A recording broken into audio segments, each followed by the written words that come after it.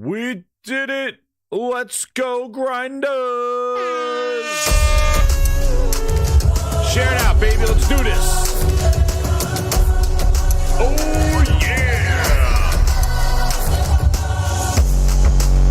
We did it! Let's go, grinders!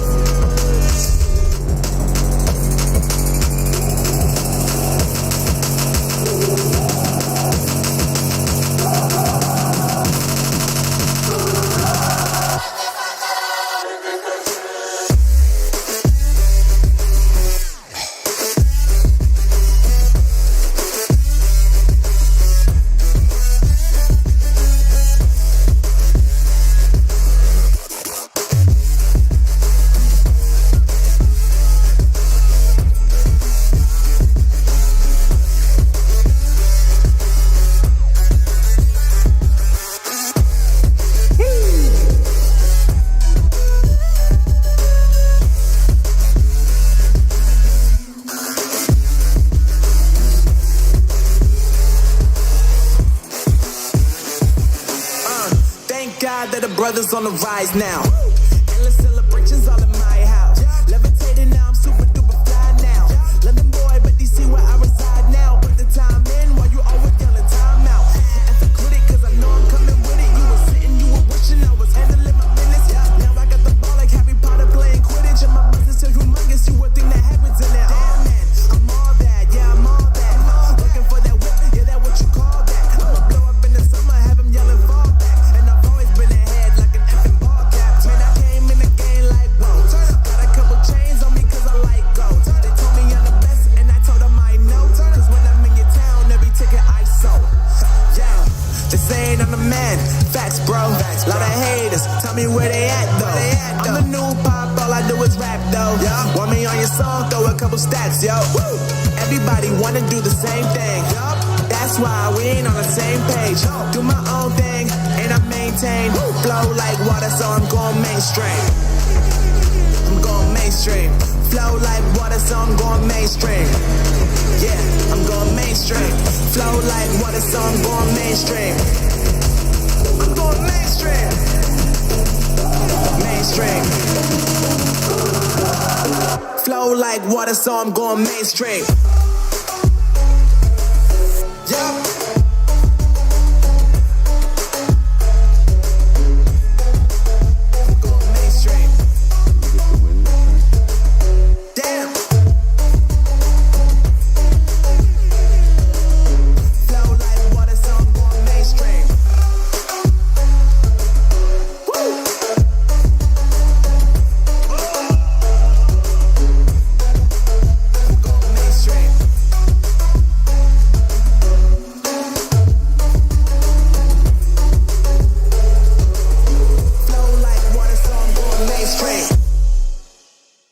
What's up, grinders? How's everybody doing out there?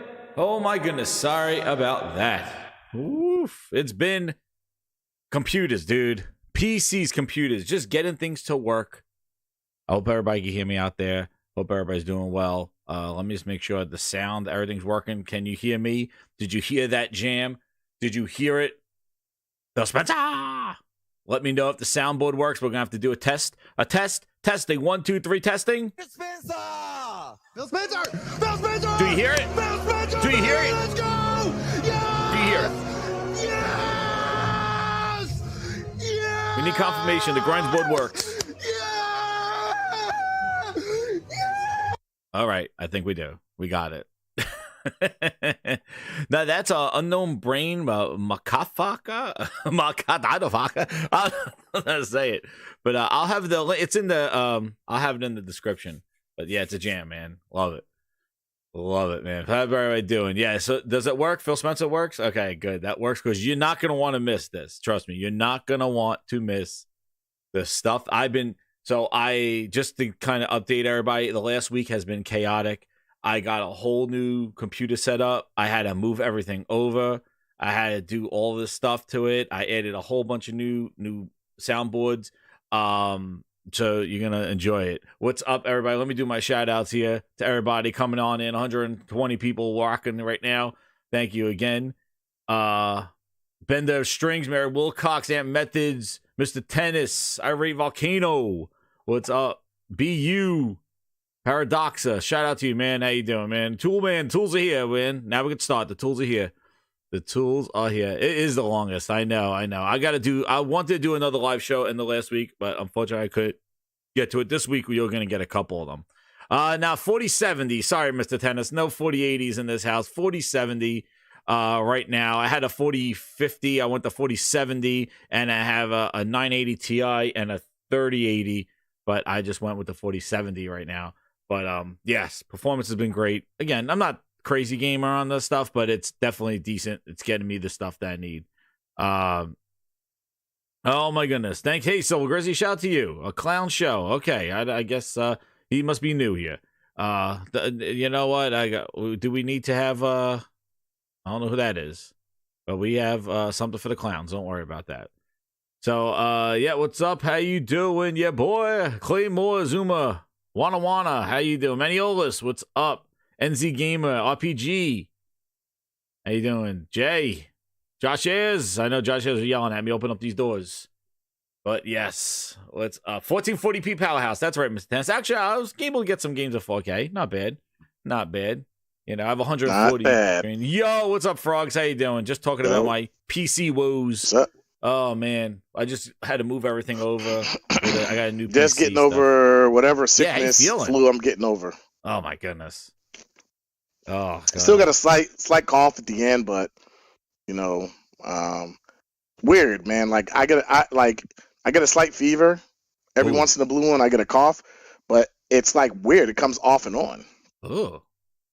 Yeah, I don't understand it. Like not coughing up anything, not congested, none of that. It's just like got a slight cough, and when I have a slight cough, like if I cough, I'll cough like at least 5 times, then it stop, and I won't cough for like 3-4 hours. Then it'll come back again. It's just weird. That is weird. Yeah. Yeah, but my son, whatever my son had, he gave it to us. My oldest son, he has the immune system of a tick. And whenever he gets sick, he gets us sick. So I tell him to stay away from me if he doesn't feel good. Oh man, yeah, that's right. Because if I take that vitamin, if I hear him coughing, I get away. Get away from me. Yeah, get away from me. You're feeling better, dude. Oh yeah, feeling better. My goodness, yeah, it's been a crazy week. Been feeling long. Dude, this is almost the middle of the month, and I've been like feeling like weathered down since the 30th. Mm-hmm. Dude, yeah, since before the new year. For like a month, people in the chat were like, "You've been dude, something's going on. Something's going on around the country with this cough. There's a cough going around. I don't know what it is. Cough for a whole ass month. Yeah, I don't know what the hell is going on. I had no other symptom except this crazy cough. That yeah, I don't know what the hell is going on. Yep, dude. crazy ass cough. Don't know what's going on. It's ridiculous. Yeah, but I'm feeling better. I can eat now. Before I didn't want to eat anything. I knew it wasn't COVID because I had my taste was there, like all the COVID signs and symptoms. But the thing is, I had COVID one time, and I didn't know I had it, and I didn't have any fever. Had no signs. Mm-hmm. This time, it's like my son got his COVID test, and they're like, "Oh, you don't have COVID," and my wife's like, "You think we got COVID and we just don't know it?" I'm like, I don't think so. Because he didn't have it, and she's like, "Just stay away, right? If you're sick, yeah." So I just stay away. If you're sick, dude, I've been. I invested in some tea. It's not even funny. I've been drinking so much tea. A couple nights ago. I didn't see you. Like last night. I finished your Final Fantasy. Now I'm getting ready for the new one. I'm be honest with you. I've been feeling so horrible. I don't even want to play games. That's how bad it is. Oh damn. So I've been playing like COD. You just made the list. I've been playing Baldur's Gate. That's what I was trying to stick to, but I can't concentrate. I can't focus. Huh. That's how sick I was. I couldn't focus. That's crazy. Yeah, I know when you get like that, dude. Yeah, when you get like that. So I'm gonna tell you what I have been playing. Yeah, you're gonna laugh. The most mindless game ever on Xbox Series system. Asphalt 9. Asphalt 9. Yes, dude. It's some free-to-play game. I started playing it. This is you drive a car around. It's bad. It's pretty bad. But I just been playing it because I can't focus on anything else. Jeez. So Xbox Series X. Xbox good for sick. It's good when you're sick, because guess what? I've been watching movies on it. Panel and our host Jess 7700. Been listening to movies. I've been watching my Blu-rays on it. Listening to my CDs on it. Games of fire. So it's good for something. Dude. You just made the list. Yo, did you hear that? I heard Frog. You can't hear that, right? Could you hear the God? The Grindhouse God? No, I can't hear it. You couldn't hear it? No. So I'm trying to do something new with the super chats. Actually, having people having you just made the list. The voice of the grinders read it out, but I don't know. I guess it didn't work. Did it work? The chat mods, grinders, panel, and our host Jess 7780 2024 might be off to a cold start. The list. With the upcoming games right of now, fire. I'm just sitting here. Dude, there it is. I don't know if Grinder, can you hear him? I don't know if you can hear that. Nah, I can't hear it. I don't know. I guess they can't hear it either. You just made the list. Yes, Manios, they can hear it. All right, good. Yeah, see, this is the thing I've been doing, man. Shout out to Cyber Dragon, man. The first chat of the day, I put him in the voice of the Grindhouse. That is God. There's people that say, no, it's the voice of the gaming Grindhouse. We're going to be putting that, I'm going to be putting that to the test. But Cyber Dragon just gifted 5 Gaming Grindhouse VIPs, making love in the clubs. What's that? Leech got it. We got NZ Gamer. Hero Down Under got it. Oh, yeah. Mary Wilcox got it. Wanna. What a way to start off. Satan Ryan. No, I even have a lower voice that's going to read it. But yeah, we're going to put the super chats in there. We'll see if it works. Dude, I wish Frog could hear it, dude. You'll hear it on the back end. But man, so you've been putting yourself to sleep on some Series X. Oh my goodness. Yep. But you know what? You're gonna need, when you come back to the PlayStation, start playing on the games on there, you're gonna need some longer battery life, right? So with that, don't you think that there's this weird new way of sharing news now from Best Buy Canada, where they showed the a rumored, goddamn, where is this thing? A rumored controller. Did you see that controller, Frog? With extra battery life? Yes, I did. I did. What are we doing here? Is that how we're announcing things right now? So according to Best Buy Canada, there's a DualSense version DualSense. DualSense charging station included.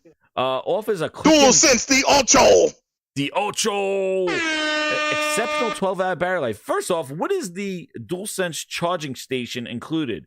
What are they doing over in Canada? Anybody, Canadian, what's going on here? What are these things that we're talking about here? $89.99. It's a version 2. And it says that with dynamic triggers, what does it say? I don't know, dude. It says something where it has a charging station and it's going to give you 12 hours of battery life. Oh, wow.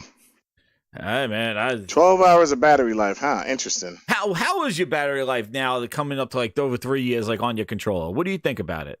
I don't have any problems. I don't see the complaint. And I play for long periods, but I have more than one controller and a charging station. I think it is what it is. I think people complain too much and they buy unnecessary stuff. Really? I think 8 hours. I think 8 hours is fine for a controller. You know, I can get 8 hours out of my controller on a charge, and I play it until it's dead, and then I switch. Some people don't, because that last blinking notch on there, you basically have like once you're at that blinking notch, it takes a while for it to die. So it does take a while. Yeah, and actually, I have the Edge, and the Edge, it seems pretty good. Like I would say, it definitely in games that like if you're playing a lot of shooting games where things like vibrating a lot, doing a lot of you're gonna use a lot of battery. I noticed that it does die faster than if you're just playing a regular game. Same with the intense trigger and vibrations. The same with the PlayStation Portal.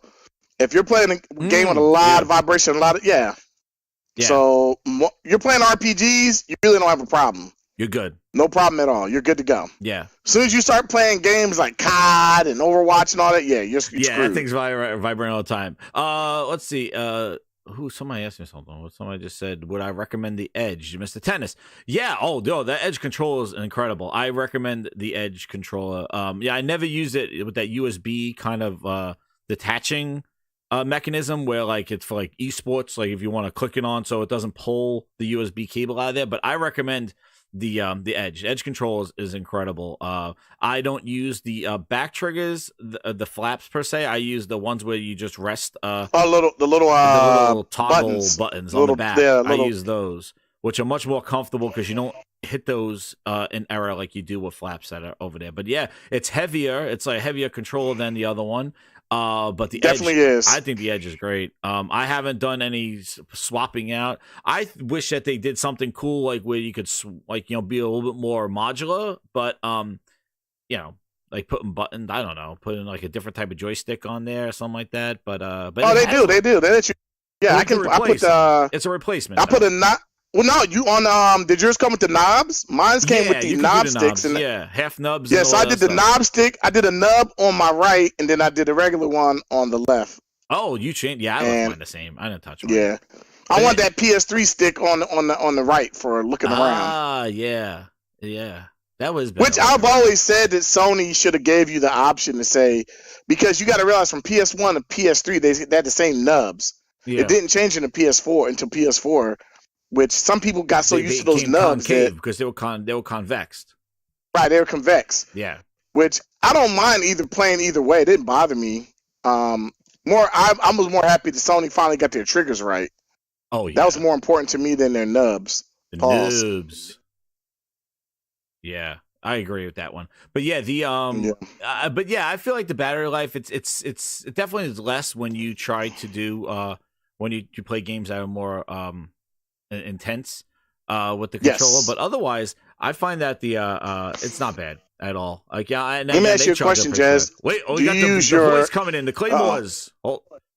Wait, it's coming. Reducing vibration and adaptive triggers to medium and turning off the microphone by default saves lots of DualSense battery life. The wise voice of the Grindhouse and the Claymores. Thank you so much for the 5. He says reducing the vibration and adaptive triggers to medium and turning off the microphone by default saves battery life. But the microphone, yeah, that is good. Thank you so much. The voice of the Grindhouse. Thank you, Claymores. Claymores and the voice. I don't know what we're going to call it, but there it is. But yeah, like, I think it's not bad. Like, definitely, a longer battery would be good, but it does change. It does change.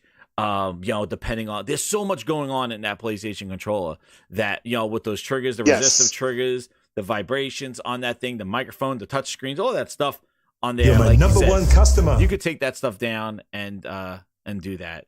So, but I love the Edge. I think it's great. I like the extra heft to it. It definitely has more weight to it than a traditional controller. Guess what? I just experienced, speaking about the controllers, not so great news is that I just got my first controller that experienced stick drift. There you go. Really? Yeah. First controller came with one of my original PlayStations 3 years ago. Just got the stick drift. Wait, for your PS5? Yeah, PS5 controller. Oh, wow. Yeah, one of the original white controllers that I got. I've never got stick drift on PS5. I got stick drift on one of my PS4 controllers. Yeah, it's the first one. So there you go. What the hell is that? I don't know what the hell that was. Probably, is that booty call? Is that booty coming in there? What the hell's going on there? I don't know. That wasn't my soundboard. Oh damn! Sound like a platypus. What the hell that was? It wasn't the soundboard. I don't know what the hell's going on there.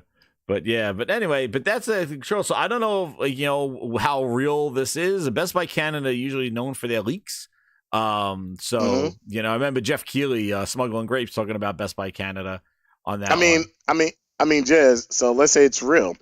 Is it going to be the same price, $69? No, it's $90. PSVR 2 rocks. Wait, 90? Playing RE4 and Horizon is that the now. rumor? Or is that Canada price? Shout out to Waleed. Wait a second. Waleed just gave it a super chat. He says PSVR 2 rocks playing RE4. PSVR 2 rocks. Excuse me. Playing RE4 and Horizon now. RE4 on PSVR 2 and Horizon. Yeah, Horizon on that one. But yeah, that sounds no, Frog. They have it listed here on Best Buy for $89.99. Is that Canadian? Yes. So it's probably 69. It should be 69 here then. Yeah. Prior replacement. Yeah, so that should be that's probably the replacement. I wouldn't. Yeah, I mean, as a replacement, it's cool. Now, if they're talking about $89-$90 for a controller here, I don't think it's gonna work. I think they know better. Yeah.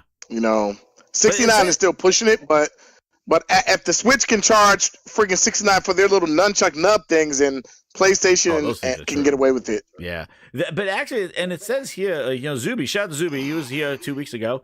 It says DualSense charging station included. Well, if it's easy click in charging, so like, what's DualSense charging station.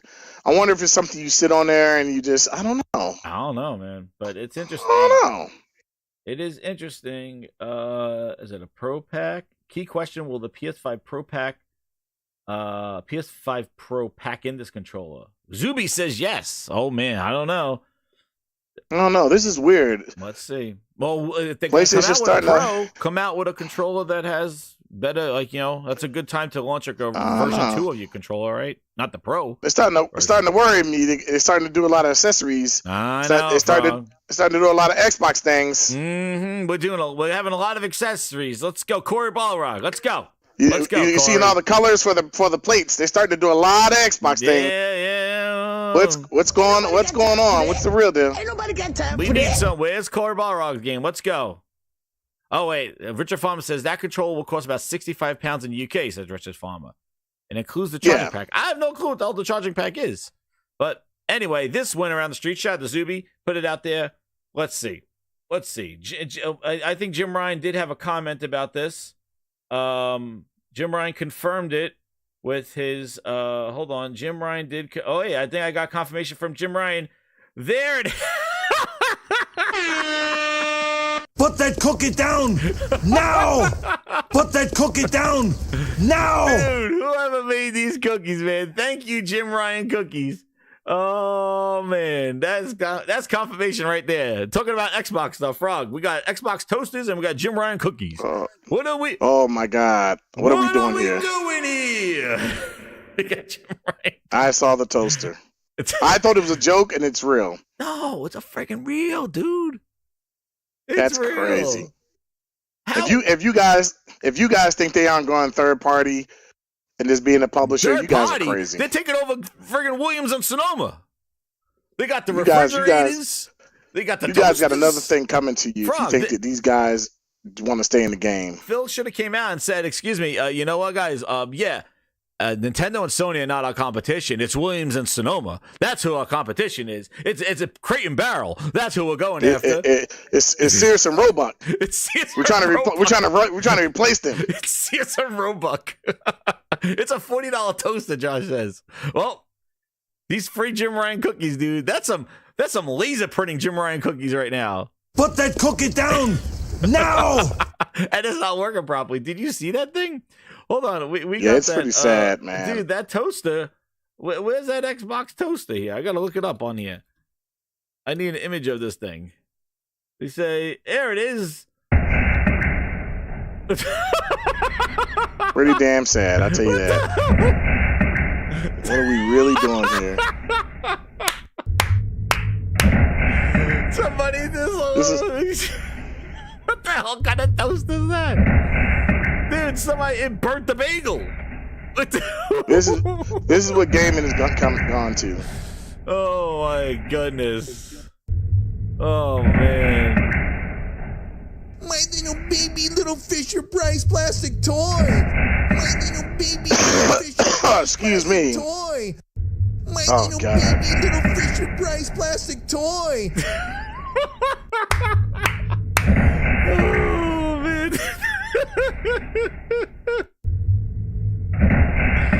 Dude, what is really going on here? It is going on. Dude, that is a confirmed. My little Fisher Price plastic toy. On their little goo gaga. Dude, yeah, that is what the hell is that? Brand new sound clips. You never know. For 2024, goo gaga. Dude, I don't even understand this thing. So the Xbox Series S toaster. Oh my God. I don't know. It is just it burns an X into your bagels. It burns it into whatever you put in there. Oh my goodness. Yeah, well, there it is. So Phil Spencer said he's coming after you, Williams and Sonoma. He's coming. You better watch out, because Phil Ness is coming. Sign me, please, I will bend over and touch. My knees tell me it's better when we all play and make exclusive games and lie. To my face, thank you, Phil. Thank you, Phil. Is this even an X to toast? Like, press X to toast? Series S booster, man. Nobody want. I don't get it. It's a white toaster with a stupid Xbox vent on it. Like, it's pretty bad. And know what's interesting, Frog? Pretty bad. Why would you make a Series XS toaster when the Series S doesn't even have a slot to put a disc in? I don't know. It's an all digital console. Why would you put a slot on it? It makes no sense. Oh man, what a Fisher Price toy! My little Fisher Price plastic toy. Oh, there it is. Enjoy. And it's next to the refrigerator. We're coming after you, Williams and Sonoma. Phil's coming. He's coming, baby. Taking over Sears and Roebuck. Coming to you this holiday. He's taking over your whole kitchen. Your whole kitchen's coming, Phil Ness. They're all. So he's coming. doing something, all right. I don't know what the hell's going on over there. But this is the results of the toaster. We had the Jim Ryan cookies, and now we have this toast. I am doing more with less. Trust in Phil, he's the best. Now sign your chest, I am stubborn. Frog, what does that look like? Listen Does to that me. Does that look trying very not to- appetizing, Frog? Try not to laugh because I'm coughing so hard. Frog, Oh my you're gonna god! laugh when I tell you this. It looks like a pair of titties on my toast. What the hell is this? It looks like somebody with tassels on it. Doesn't look like. What the fuck? Oh my god! It looks like two breasts on toast with the tassels on. What are we doing? What are we doing here? Who put breast on my toast? They put boobs on the toast. Phil knows what he's doing. Phil knows, man. He put boobs on the toast. Jazz, those aren't boobs. Turn it upside down. Holy shit! Are you telling me those are true Virgil? Oh, Those no. are true Virgils. True Virgil. You know about these Frog. I call them this. Frog called them the other thing. Holy Jesus. Oh man. We know what they really are. Oh, They're werewolves.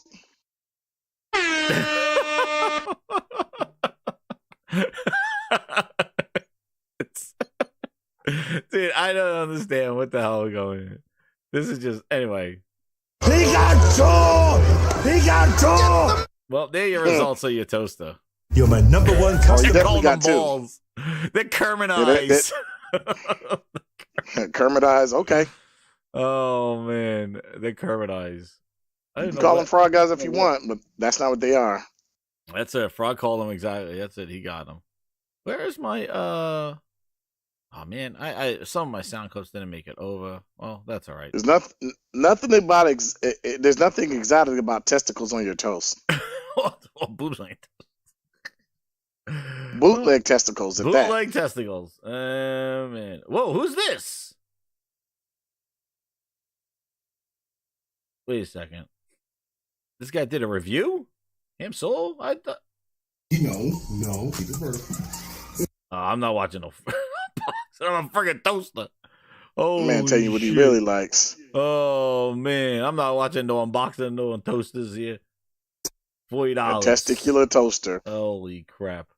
What are we $40 doing for here? some Frog, did testicular you- toast. I can't taking it on the toast. Phil Spencer took that thing out. Like I thought it was a joke too. I thought it was a joke. I too. thought it was a And joke. Then I people thought it started wasn't real. unboxing it. I'm like, oh shit. Damn, I can't believe that's real. Would you? That's sad. Would you just That's play? pretty sad. So I ask you, Frog, have you tried the Prince of Persia demo yet? Yes, I have. What do you think? Excuse me. I like Metroidvania, so it's pretty cool. Mhm. But you never go full Ubi, so it'll be Yes. something I get eventually. Especially But on Ubi's. I do Okay. like what I played. I do like what I played. But you never go for Ubi. Yes. I think if What do you think Ubi had about the released price? this, That's what I'm saying. What do we think about the price? wait, how much is it? 50 smackaroons. I Little think if too that much released, Ubi for me. There. I think if they had said $39.99, I'd have been more prone to buy it. This feels like something they're trying, and I think the game is going to score well. I think it's scoring well. Yeah. I just think this is not, and I'm be honest with you, I think it's a little bit too late for them. Like, you can't start releasing games like this now and expect to just win that market of people who loved your Prince of Persia games. Because the original was like that. They went to 3D, but the original was right. But a lot of people love the 3D games. Oh yeah, and they never went back to that. They did the cartoony one with the open world, and then they did the Assassin's Creed Russia, China, India, just like this one. So it's not that I don't like this game. I just think that platformers are not the popular thing. So because platformers are not popular, this game is probably not going to sell well. Yeah, like I saw a lot of people saying they were going to pick it up and things like that. Like I played the demo. I'm okay with the Metroidvania stuff. I don't think this game sells well because it's a platformer and it's Prince of Persia. Well, nothing outside of Mario does. Yeah, but if it was a Rayman game, possibly, because it's Mario-esque. But this is Prince of Persia, and you're not even playing as the Prince of Persia. You're playing as his bodyguard. So I don't know. You're playing as Kevin Costner then. I mean, everything I see in the game, I'm liking, but and I'll eventually buy it. I just don't think this game has legs. I mean, yeah, I don't know. Like, yeah, I played it. This game could get 9s and 10s, and I just don't think it has legs. Platformers are not popular. I think it's unless interesting it's Mario. that they went it because, again, remember they could have went Prince of Persia and then kind of pulled in, then mix up with Assassin's Creed, so they kind of do something different with this game. You would, Jez, you would think they would think like that. These guys, they did. I don't understand. I don't understand what Ubisoft wants to do with most of their franchises. Again, don't go for Ubisoft. This game, if you love it, then go play it.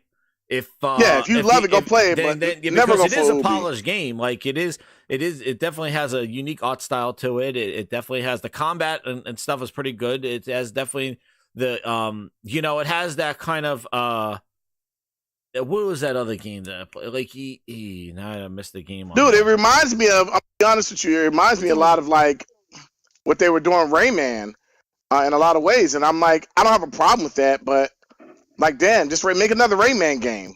Nah, but they got let me see. What the hell was that friggin' game? That's like those rogue-esque type games where you get spawned back at the tree and stuff like that, because that's what happens. Like you die, you get back at the tree if you cash in. I forgot what the hell the name. There's so many games like that. But, like that's talking about like roguelike games. Yeah, like that. I mean, I just think does that. It does do that. I think with this game, a big problem also is this franchise has been dead for so long, and you're trying to bring it back in a way that a smart move. I think it was a smart move. Souls-like, I don't. No, it was not that hard. No, it's Metroidvania. Yeah, like you can't get to certain. It's definitely certain areas and stuff like Ori. Yeah, exactly. Ori. Ori Metroidvania. Yeah, and I don't have a problem with that. I don't think that's bad. I just think that we haven't seen it. We haven't seen this franchise in so long. It's like people are not going to start caring about Prince of Persia now. Yeah, especially a 2D. And then know what else too? This is the one thing, and people are probably gonna say like, oh, like that's the way it is. But I don't like when you leave a room and go back into it, the enemies respawn. That annoys me, especially when I'm trying to figure out where the hell I need to go. I went back into the room and know that everybody's there again, and I'm like, oh. I'm like, come on, dude. Like, give me some time. Give me some time. I'm just trying to figure out if I went to this room or not. And but anyway, that's just me. That's just how I feel about the game. I think it's a polished game. I think it's done really well. I think it's good on them to take a chance because if they would just made it just like an Assassin's Creed game, I think people worn out with that stuff, and that's what Prince of Persia it was, that kind of thing. And they messed around with this 2D Prince of Persia before because they brought back the remasters. Yes. I guess they remastered them. Well, or they did Russia, India, and China. India, and China. That's what they did. Yeah, those combo things. And then so now they just did this again. That's where they feel like the Prince of Persia is, and it's not going to go going 3D. It's not going back 3D anymore. I don't have a problem with that, but like I said, I guess when your franchise has been dormant for so long, can you really make a comeback when platformers aren't the thing? People don't play platformers. People don't play platformers unless it is Mario. Yeah, don't worry. You know, tennis. I'm giving Ubisoft their flowers in the sense that they didn't just say put a skin on Assassin's Creed and we got Prince of Persia 3D. Let's do it. No, they took something different. I give them that thing, but again, I don't go full Ubisoft. I think now the $50 price point on that thing, it definitely I think is a little bit of a push. It's $39.99. That's where it should have kind of sit because it's setting a very high precedent for these type of games. Like a fist or something like that. Like I'm okay with spending money, but we don't need to go there right away. But that's why I say never go full Ubisoft because they'll have the super ultimate deluxe edition for $40 in another month. Well, who the hell knows? This game might show up right in your subscription services if you wait. So I don't know. Again, I don't mind the money on the sense, but let's not start making these games where are definitely a little less than the big budget $70 games that we're paying for, and now say, oh, we could do 50 over. I don't know about that. I like the fact that they took a chance, Jez. I just think that the chance they took is too late, man. Like that franchise is. It's like bringing back time and they give a demo. I give them demos. It's like right now. It's like bringing back Splinter Cell. It would have to be damn good for it to really make a dent because I think that franchise is dead. I think that franchise is dead too. Yes. And it's sad, dude. They let so many of their franchises go dormant, and then they try to bring it back in a way where platformers aren't big. But you know what I'm saying? It's like it's just weird in the middle of it. Exactly. Why didn't you just focus really one good year and make it That's coming out soon. Oh my God, man. I don't know what to think of that game. That looks like Assassin's Creed Black Flag. Black Flag, which is one of my favorites, but God damn, man. That's Assassin's Creed Black Flag, the boat game. I don't know about that one. I don't know what's going on with Ubisoft, man. Come back. I don't know, man. We don't know about that one. Who's last? It's something. You see, Insider says the Stalker 2 will be delayed. I don't know. Bring back Killer. Oh, they need to bring back Killer Instinct. Killer Instinct was a great game. You know what? It was unique. I've been playing Killer Instinct a couple of weeks ago. I went back and played it. Yeah, I was about to say I've been playing it on the Series X, and I'm gonna be honest with you, I can't tell a difference on the Series X versus the Xbox One because I'm just like, wait, I thought this game already ran at 60. They just added a 4K to it, dude. They just added a 4K to this Killer Instinct. Well, that game. Okay, here's my thing with the 4K. They messed up on the distribution of that game. That game should have just been a regular game. Here's my thing with that 4K update, Jazz. The backgrounds already look like cardboard, so it didn't do much except for let you really know like these are cardboard backgrounds. Like I love Killer Instinct. Like what I'm talking about is like. This is why I say, like, when you're invested in gaming, you're invested in making good games, you just don't do something silly like, here's a 4K patch and here's 60 frames. Look at Spider-Man Remastered. They added so much to that game that it was basically a whole new game. But then you say Killer Instinct, and you're like, oh, we added and it's like 4K 60. Like, really? That's not enough. Like, I don't get what they want. Where they want the gamer to be anymore. As far as it concerns Microsoft, I think the problem with Killer Instinct in the senses was that they released the seasons it was kind of off, like a little off with that. But the character lineup that they had, man, I think they did a great job. I loved how they put their IP in the game. I thought it was great. Yes. Like I thought they did. I give them credit for that. And it was unique. It was a different type of game, and it fit within the things. Then it didn't take over Evo or any kind of things like that, but it is what it is, and hopefully they make another one. They do. Like I don't know, what they can do there, but I wish for another game. I hope they make another one. It'd be a nice multi-plat game. It really would, because it's just not going to survive on one ecosystem by itself. It would be a nice multi-plat game, and I'm beyond the point of having conversations about what like my whole thing about Xbox and their gaming, like what they should do and what they're gonna do is two different things. Ratchet what they should do is Pizza Tower, A Hat in Time, become the Sonic biggest publisher Sonic gaming. Mania, What they're and going to do Ori. is keep losing money, and Sati is eventually just going to say, screw it. It's all going to go to the cloud. Yeah. Yo, shout out to the voice of the Grindhouse, Enrique Alvarez. Thank you so much with the 5. He said Kirby, Metroid, Ratchet and You're Clank, my Pizza number Tower, one customer. Hat in Time Sonic. So he listed a bunch of games that are similar to that with the Prince of Persia stuff on that one. Yeah. So hey, Nintendo could do Metroid and Super Metroids and all that other stuff. Prince of Persia, let them take a shot at it. And again, I applaud Ubisoft for something that's different. Thank you, Enrique, for the list of those games. I do think that they should do that with that stuff. They can't look all the same and be all the same. So I think the good job on Ubisoft for doing something different. Again, I said the price. Let's not go too high to there, but but the 3D platform is good, and the side scrolls are good. I jumped into it, and so I and I think we're talking about Killer Instinct. Killer Instinct, that was a really I think they did a great job with it. When I went back and played, with the characters that they added and stuff like that, and just it had a really unique thing. And then they added story elements to it. They need a sequel pronto. They let that thing sit too long, though. They need a sequel bad. They let it sit too long, man. They let it sit too long, and now it's just dominating. And now Evo was there, and Evo now because remember, Killer Instinct came out. Doesn't PlayStation own Evo? Yeah, Sony own Evo or something? Yeah, so. But no, it's interesting. I don't know. And Frog, let me tell you, what's crazy is that when Killer Instinct came out, fighting games they were there, but they're not as many. Like now we got Tekken 8, Street Fighter, Mortal Kombat, and then there's a lot more of fighting games now. They put so many out there. It's like now you put a Killer Instinct out there, it's like, oof. There's a lot of fighting games now. Where when Killer Instinct came out at the beginning of the Xbox One generation, fighting games were around. You got your Mortal Kombat and Street Fighters, but still, it was some time from those. And it was in a good spot as a launch game to fight, a fighting launch game in. Again, they just let it die off, and that's it. And then they never came out with a sequel. I remember going to the PAX East panel where they announced the season 3 and the story elements to it, and I was like, oh, this is great. They added stories and stuff to it because they needed that. They need an arcade mode, a story mode, and they added it too long, but too late in the thing, and then they just stopped off. Oh man, Dead or Alive. I love Dead or Alive, Josh. It was awesome on that one. Tekken does look insane too. I agree with that one. Tekken does look wild.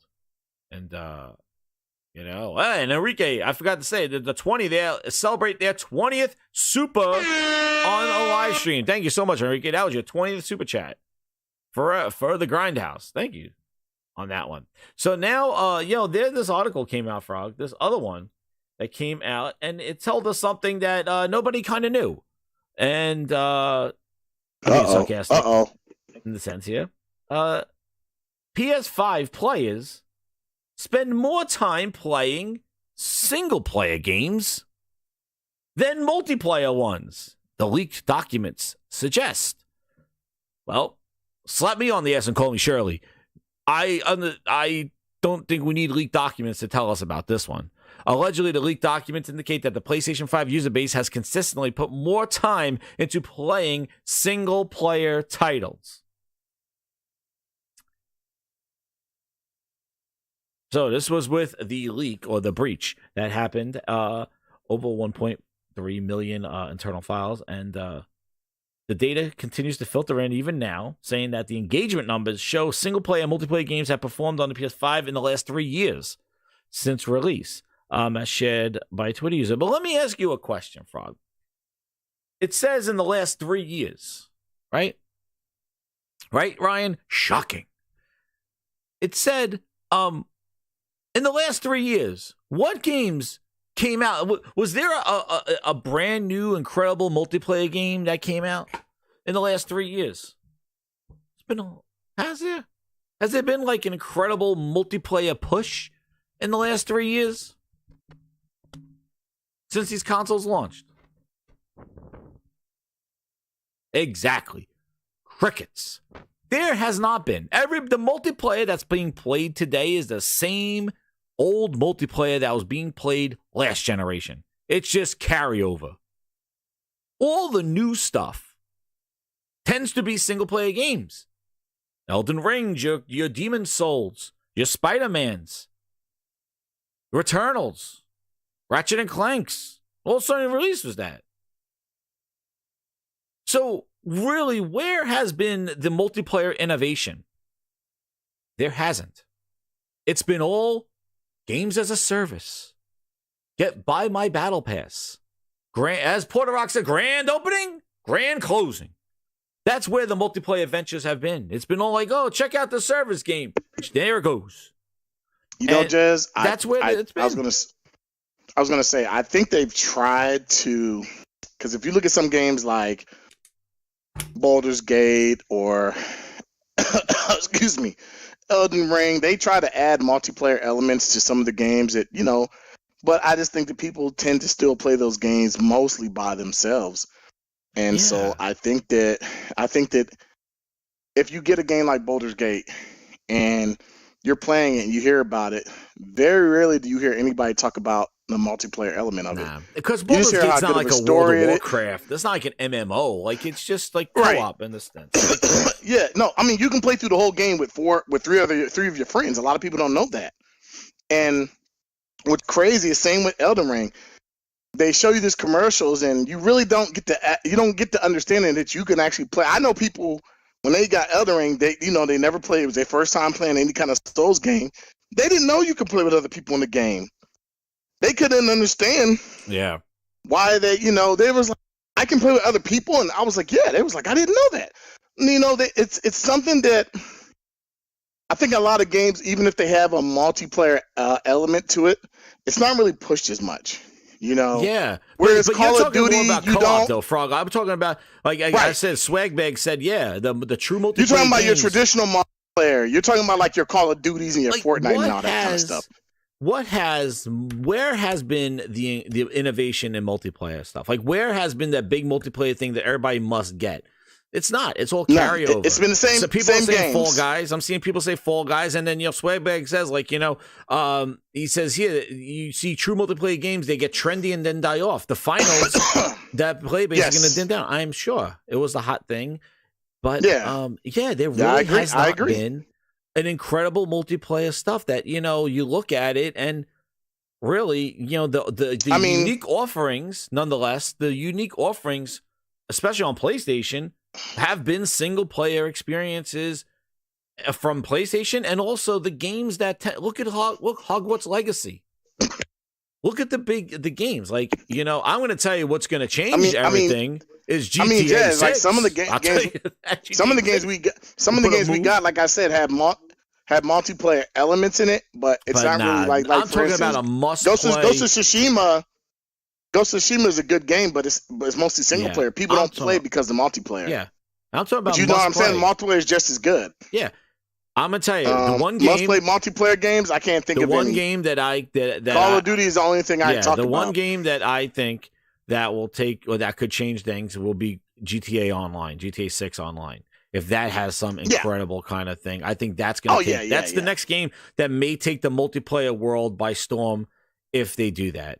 And I think not only the campaign, but if they do a GTA 6 Online and not just the same other one and kind of revamp it and do all that stuff in new areas, that I think would be there. But I don't see any kind of like rush to play multiplayer games, especially in the last 3 years. So, you look at this and, it's not shockingly. And here it says right here, it says that the slide breaks down the total gameplay hours by the PS5 user base month by month, and the slide says that it's usually the base spends a majority of its time in single play games, accounting for more than 50% of the playtime for the month, and often more than that. Like in December 2022, 1.6 billion gameplay hours, 59 was spent in single player games, 20% in free to play multiplayer games, and 21% in multiplayer titles, which was required for PlayStation Plus subscriptions. So there you go. Yo, we have a Thrifty here. Welcome to the Gaming Grindhouse. I was on his show on Wednesday on Thrifty's show. Shout out to Thrifty. How you doing, man? How's your week been going? Cold. It's we cold. Are snowed in. The snow's coming down. We've been snowed in today. We were snowed in yesterday. And by snowed in, I just mean we're not going to work. He's not going anywhere. Yeah, it's not terrible. Not we got going like anywhere. no, we got like 4 inches. So I mean, like, but down here in the South, that shuts us down. We don't get out. So You're not used to that. Yeah, you're not used to that. No, we get it once every like 4 years. Yep. Well, hopefully. And my wife just said it's 14 degrees, and so I don't. That's warm. crazy. Holy crap, that is cold. That is. You need that grindhouse fireplace. That is crazy. Right it's gonna get down to like -2 tonight. So it's a lot. Dude, it's a lot down here. I woke up this morning. It was drizzling outside. And it was like 75 degrees, and I was like, oh god, it was just gloomy, but it was drizzling. But that's how Florida is, you know. Yeah. Yeah, I mean, people in Miami. Yeah, people in Miami, they're freaking like, oh, it's 83 degrees and they're swimming in their pool doing laps and crap. I'm like, oh, Florida's just one of those places. It's the tropics. This is a tropical place. So Thrifty, let me ask you a question. So we're talking about the single player games dominating on PlayStation more than multiplayer games, more the players play them. What do you think about that topic, about that article? Because I was listening to y'all as y'all were talking, and I think that they have a couple problems going against multiplayer. Because, PlayStation, all of our single player IP, all of the stuff we get, all of the single player games, there's always different elements because they're story focused, right? They're not loot based focus. They're not get the best gun focused. So even if the mechanics are slightly similar, the way the game plays feels different because of the story. You can only do a shooter so many ways. You can only do a mega multiplayer online RPG so many ways. All of these type of games, they're fighting a battle right now because, one, the market saturation is way too dang high. So it leads to what you were talking about, Jez, of these big spikes when they release. I just saw another update today for the finals and how it's this wonderful game that does it right and doesn't try to overdo it. And yeah, cool. It's going to go down and then the next one's going to take its place. And we're going to, and the cycle is happening faster. Therefore, people are getting desensitized to the new releases quicker. So I play Magic the Gathering. It's a card game. And this last year, they dropped 11 full sets. That, and then they're talking about how the sales are declining and how the sets aren't holding up. And it's because they're not giving them time to grow and they're pushing out so much more product that by the time we get our hands on the first set, we're dying and trying to get the next set. And so you forget about the one 3 sets ago, and then they're complaining, well, why aren't these cards selling? Well, it's because you've oversaturated the market. The same thing that's happening to games as a service. The market is getting oversaturated, so these games spike up for a minute and then die.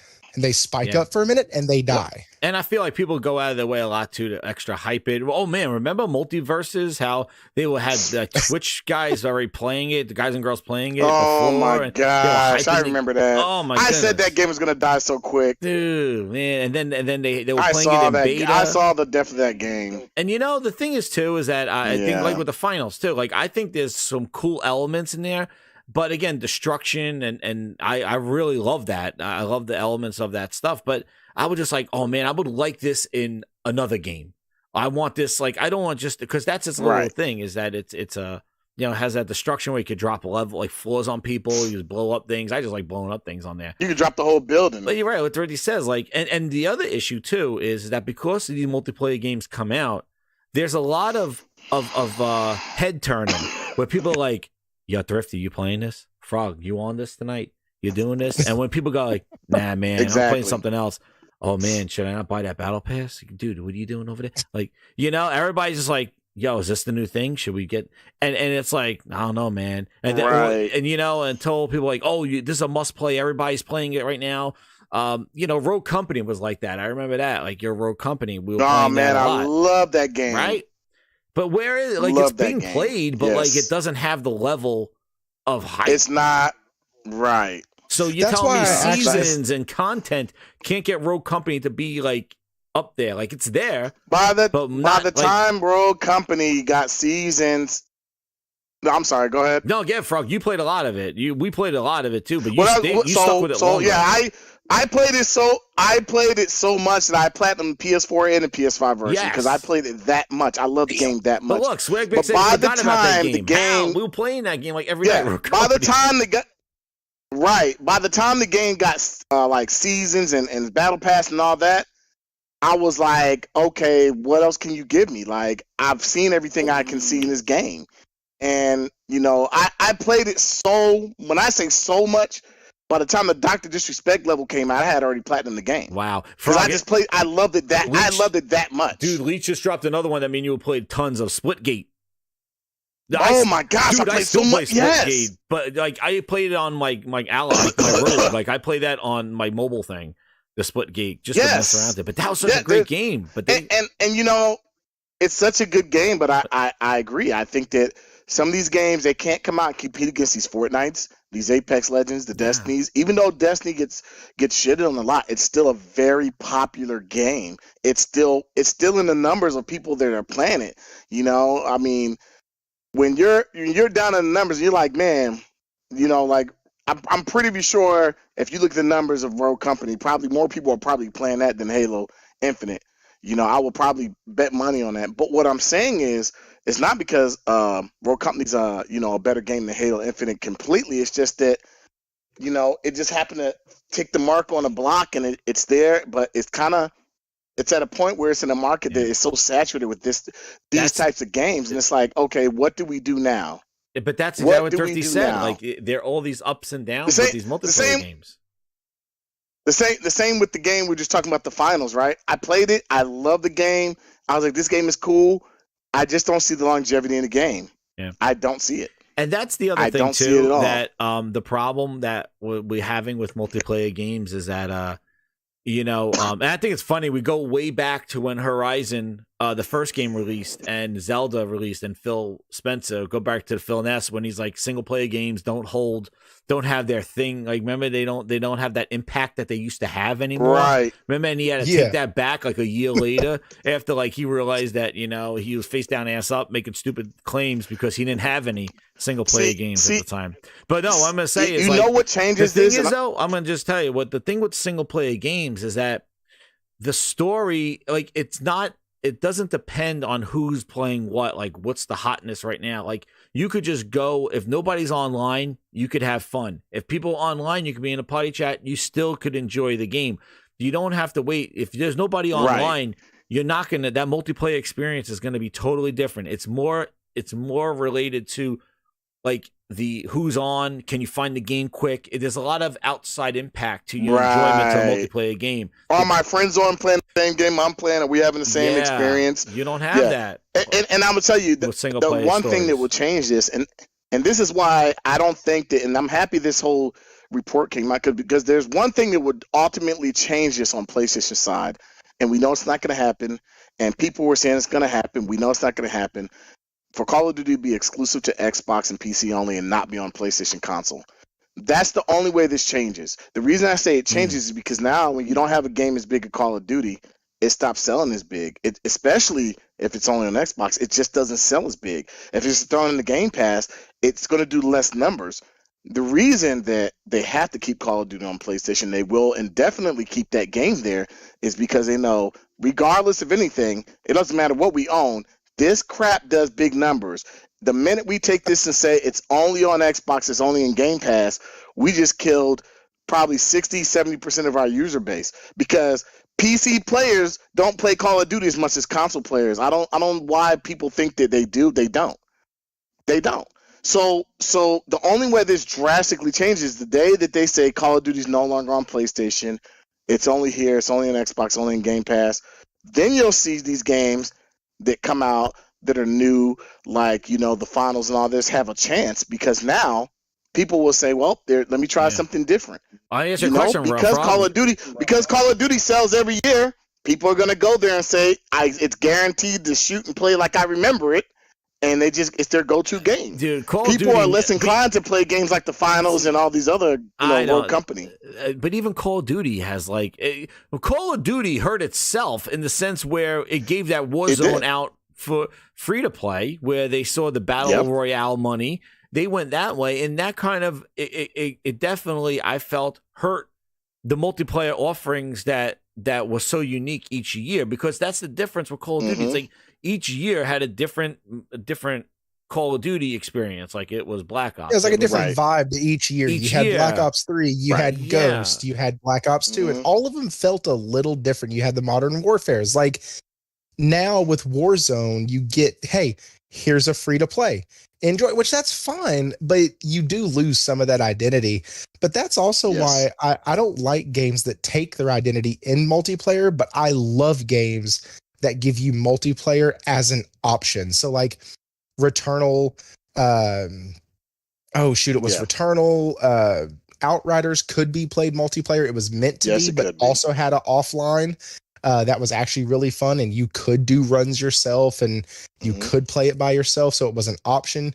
Ghost of Tsushima had an optional multiplayer mode on it, which was actually really freaking good. That was unique. Dude. That was a good one. Oh, it was that was so very fun. unique, very good. Yeah, it was so good. It was like capture the flag times 3, and it was awesome. But like those type of games that give me the option, let me play it by myself if I choose, because then I'm not. Jez, you brought up a hell of a point. I cannot tell you how many times when we were playing, or when I was playing Outriders a couple years ago, I had a squad, and I cannot tell you how many times, like, hey guys, we have Friday night. Are y'all getting on? Nah, man, I can't make it tonight. Well, crap. Now what the hell am I playing? Because I was planning on playing that. And like, there was always something getting in the way.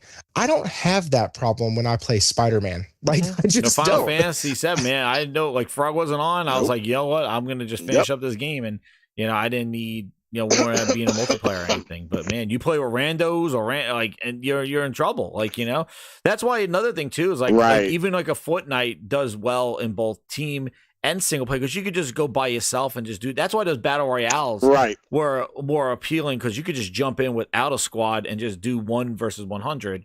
And, just do that kind of thing. So, like, it kind of removed the need of, like, having a squad online. But, I see a lot of people in the chat asking about X Defiant. What the hell's that? Ubi. X Defiant? Don't know. Yeah, what happened to that game? Don't know. What beta? Did you play it? As I said, another thing is, I don't, when they add, you always have to feel like, the other thing is when you have a game, you don't want to feel like the multiplayer is just tacked on. Yeah, that's just there. Get ready for the big Because sometimes you get games and you're like, damn, were they even thinking about this multiplayer? They just tacked this on right at the end. Dead Space 3 is a good example of that. Like, they just felt like they tacked that on. Oh, co-op. And I think that, there's some co-op multiplayer stuff. And I just think that, there's different elements of different games you're going to play and you're going to have fun with. But when it feels tacked on, you also have a group of people that will say, nah, I'm not really feeling this. This doesn't feel like, because they're going to go back and they're going to use certain games as the basis. Destiny, their Call of Duties, their Fortnite. And unfortunately, a lot of people are going to use their basis of any shooter or massive multiplayer game online as here's the benchmark. Call of Duty, Destiny, Fortnite, Apex Legends. This is the base mark. You got to at least reach the standard for me to even like it. And then you got to give me the content for me to even keep up with it. And if you can't, I'm going to go back to my Call of Duty, my Destiny, my Fortnite, or Apex. I have friends like that. I have friends that they totally left Call of Duty. They went to Apex. All they play is Apex. Now they're like, okay, what do I do next? Because I'm waiting for the next season. I don't play Call of Duty anymore, but all I play is Apex. So they're in that ecosystem, kind of like, the Call of Duty crowd is kind of like the Destiny people is. And so they'll go to Destiny. And I think that you have games that have a benchmark of a certain standard. And it's not that these games don't have to have a big budget. It's just that, like you said, you can only reinvent the wheel so many times before people say it's still a wheel. Josh says, it could be that the PvP is becoming less popular, whereas co-op PvE has been growing. Yeah, I think so too. I think people are definitely, a little less, going into a game where they're gonna get very competitive. People have skills at playing for like 3 days straight, and you just jump on and want to have some fun. And then the other thing is the cheating element of it. Cheating you know, people don't want to get into a game they spend $70 on and get there. You got in the first day you get in there, some guy's at level 200. He's cheating all over the place. You're like, screw that. I don't want to play this. I've seen that in games too. When you have an ability to have a game that, you know, because one thing I've heard people in my family say, hey, can we play this together through the store? Like when Deathloop came out, they seen the two characters in the cover. They're like, oh, there's a multiplayer game. We can play through the whole story together. And when I explained it to them, they were like, oh, that's stupid. So a lot of people, you know, like they want to, like a Dead Island 2. They want to be able to get in the game and kind of go through with their friends and have fun. And, you know, there are a lot of games that are like that. So, but they don't consider those multiplayer. They still consider those a single player. I'm going to tell you the other thing that element. I would love for multiplayer too is like, you know, I agree with like Thrifty in the sense that if you give us a great single player game with like an incredible multiplayer and have the single player tie into the multiplayer in the sense that maybe by beating the game or beating levels, you get things for the multiplayer to use. And like, I just feel that there needs to be an innovative multiplayer that doesn't have the tropes, because the problem is that a lot of these service games, a lot of these multiplayer games are showing the tropes. And just like a mobile game where you click on it and you get your ads and you're like, yep, here we go. And you're paying to remove those ads. Who used to do that? Oh. You know what game used to do that? Battlefield and Halo. Yeah, Battlefield and Halo. When you play through the single player, you could bring some of that stuff from the single player over to the multiplayer, and you actually had to work hard in the single player on different to get. Yeah, remember the flaming helmet? You get the flaming helmet by exactly.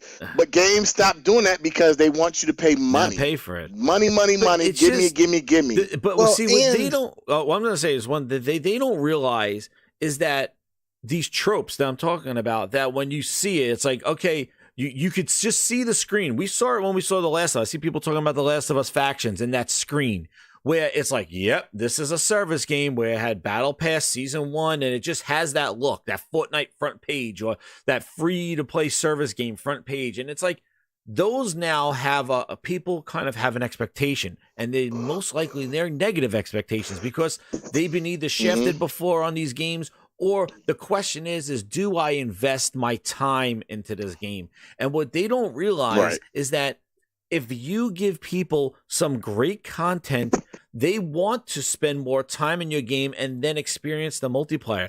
But if you just put up a multiplayer and have those tropes of like battle passes, I'm like, I don't even know who the hell these people are, but you're trying to sell me hats and underwears and t-shirts and socks and shoes. I don't know who these people are that I'm going to now buying costumes for them. I don't want to be invested, and you want my money to dress up people that I don't even know what the hell this game is. And to be smacked with that up front, it's jarring and it's annoying, and it's sort of like, oh, you know what? Screw your game, wipe your ass with it, because I really don't. I know where this is going, and I'm like, now it's, am I going to spend time in this game? And what they try to do is they get you in that honeymoon period where you just boot up the game. You're like, oh man, I'm going to play this a lot. I'm going to play hours in this. Let me buy the season pass. And then you buy it and then you don't play it anymore because it doesn't pique your interest anymore. They don't update it. Seasons my ass. They don't give anything. Oh yeah, well, we're gonna tweak the maps. We nerfed the shotgun. Now it's not fun anymore. And they could change your game experience on a dime with these games. They could nerf a great weapon that was fun, and all of a sudden the game is not fun anymore. Hell, look at Summit playing goddamn Sea of Thieves. Dude was doing that quick scope. He made his channel blow up with Sea of Thieves. Remember, he was streaming it and he was doing all this quick scoping and stuff. All of a sudden, they patched it. He stopped playing the game because he couldn't do it anymore. They patched it. They screwed his ass. And he said, I'm not playing, because they were doing that quick scoping piece. They were switching from the pistol to the gun. Like you set your function keys or some horse shit like that. And he was killing people left and right and taking over their ships. And he made a whole seasons and streaming and all that stuff. As soon as they patched that shit in, he's like, I'm done playing your game. And it's just like, it's just annoying seeing these tropes put into these games because they have negative connotations. We need somebody to come in there and clean the slate and get multiplayer back to its glory days. Get Thrifty. Sorry, I had to do my multiplayer rant. No, I was just going to say, this article struck me as, and not so much the article, but the backlash from the other side that like this is some sort of new revelation, or this is some made up idea. Like, there's no way that's true. Like, what the other side doesn't realize is that a lot of us PlayStation gamers, we started out with no multiplayer. It was all it was heavy story based, it was heavy JRPG influence, it was heavy Japanese action games. That's how we started on the PlayStation. We didn't get multiplayer or online of any kind of capacity, I think, until the PS3. I think. We had it on PS2, but not in the way that it was. Yeah, with SOCOM and Madden and all that. Remember, SOCOM was on PS2. Oh, Final Fantasy Online, but it wasn't. Yeah, but it wasn't as big. It wasn't as It wasn't as big. And Xbox, they didn't really go through that. Like, they had Halo from jump, and so for them to say, "Oh, that's weird," sure, to them it is. They don't know a good single player story IP if it hit them in the face right now. So they're like, everything is multiplayer. Everything has to be enjoyed with my friends, because if it's not for my friends, the game's not that good. Where you're right. As we're sitting here still getting great single story IP, we're getting great single story games, and then we get multiplayers thrown in. You know, it's funny you mentioned earlier, Frog, you were talking about this, those games that people go back to. It's always kind of their base game, right? And like, this is what they go back to. Well, as a PlayStation player, I don't go back to a multiplayer game. I go back to my library of JRPGs that I've started and not finished. And so that's where, that's where my gaming is taking place. So for the other side to sit here and say that this is weird and that these numbers are made up, they have no idea what it means to actually be a PlayStation gamer and where we came from and how we game. They have no clue. I can tell you, you know, coming from an Xbox gamer, because I primarily did that, speaking with what Josh said, could the decline of Xbox be tied to this? They had excelled in multiplayer games where Sony focused on the storytelling games. And you want to know what, Josh? That does have some sort of some clout to it, because I remember when it was a Gears 2, a Gears 3, man, where it was like stop the clocks. I had my crew, we went on and we played that until the next game came out. Until that was like, we were on Gears, we were on Halo 3, Halo 4, Halo. But a lot of times the Gears games, the story didn't matter. It was all about the multiplayer. Dude, Same with like, Halo. It was all about the multiplayer. But it was a good single player. People, I hate when and one thing I hate, and I hate it with a passion. When people talk about, oh yeah, I'm getting this year's Call of Duty so I can play through the story mode. Nobody buys Call of Duty story mode. Everybody buys Call of Duty player. I know. People need to stop acting like they. I hate when I hear those IGN guys talking about, yeah, I'm going to play this year's Call of Duty for the story. Nobody plays Call of Duty for the story mode. Nobody does. Everybody plays it. But they do put some good production, though.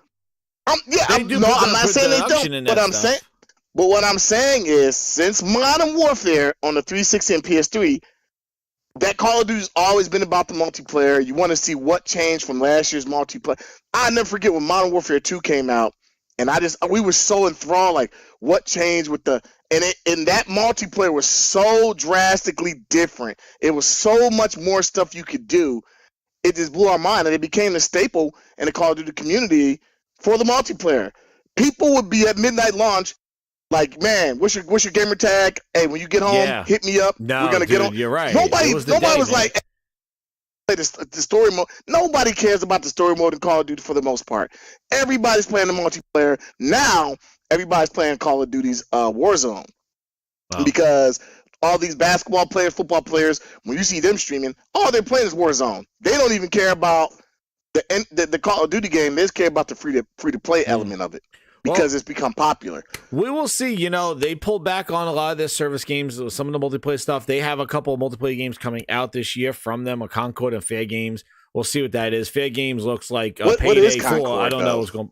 I don't know what Concord is. It's a sci-fi shooter. Yeah. And then Fair Games looks like espionage, stealing from people. I don't know. That looks like Payday. I hope it's not like a Payday. But I hate Payday. I don't know. They haven't shown enough, but we'll see what they do for their multiplayer. But I don't think nothing that they're gonna do is really gonna turn the tide of multiplayer. I think Sony just leaves it up to their whatever studios to making those little multiplayer service games, and then and that seemed like what their focus was last year. Is that they said, hey, Naughty Dog or whatever. Like, you do what you do, and make those games like the games that we're known for. And Nintendo kind of does the same thing too, in the sense it's like, hey, right, let's just do what we do best and let somebody else fill in the gaps of what we miss. But they do have to keep their head on a swivel, though. They got to be sure that you can't rely totally on a third party or something like that, because maybe that goes away, or they go under, or they stop doing that, and now your multiplayer game that you leaned on is no longer there. So you still got to make sure that you have your SOCOMs in your back pocket. You have some multiplayer games. But the thing is, though, is that I'm happy that a lot of games that are doing those single player games that are moving, because those games definitely, like what Thrifty was saying, getting online, trying to figure out what's going on. Is this a new hotness? There's a lot of outside impact that determines what the game is. And I do think a lot of these multiplayer games now are getting that mobile treatment, in the sense that they always have to have some sort of service, something tied to it. And I think we need a break from that. I think just like we got subscription fatigue, I agree. Now we got battle pass fatigue. Like, every game, figure out another way. You tried loot boxes. You tried random, grab bags to try to get money from us. Now you're coming like, well, it doesn't change the game, but we're going to give you cosmetics, and so you can wear a hat on this dude that you just met. And it's just like, do better.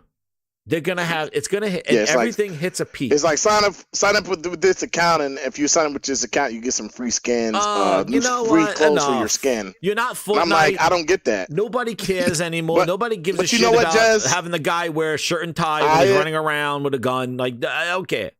It's stupid. I don't care if he has a medallion. I don't care if I have a freaking tramp stamp next to my guy because I unlocked level 10. Like, stupid. This is not Fortnite. I do think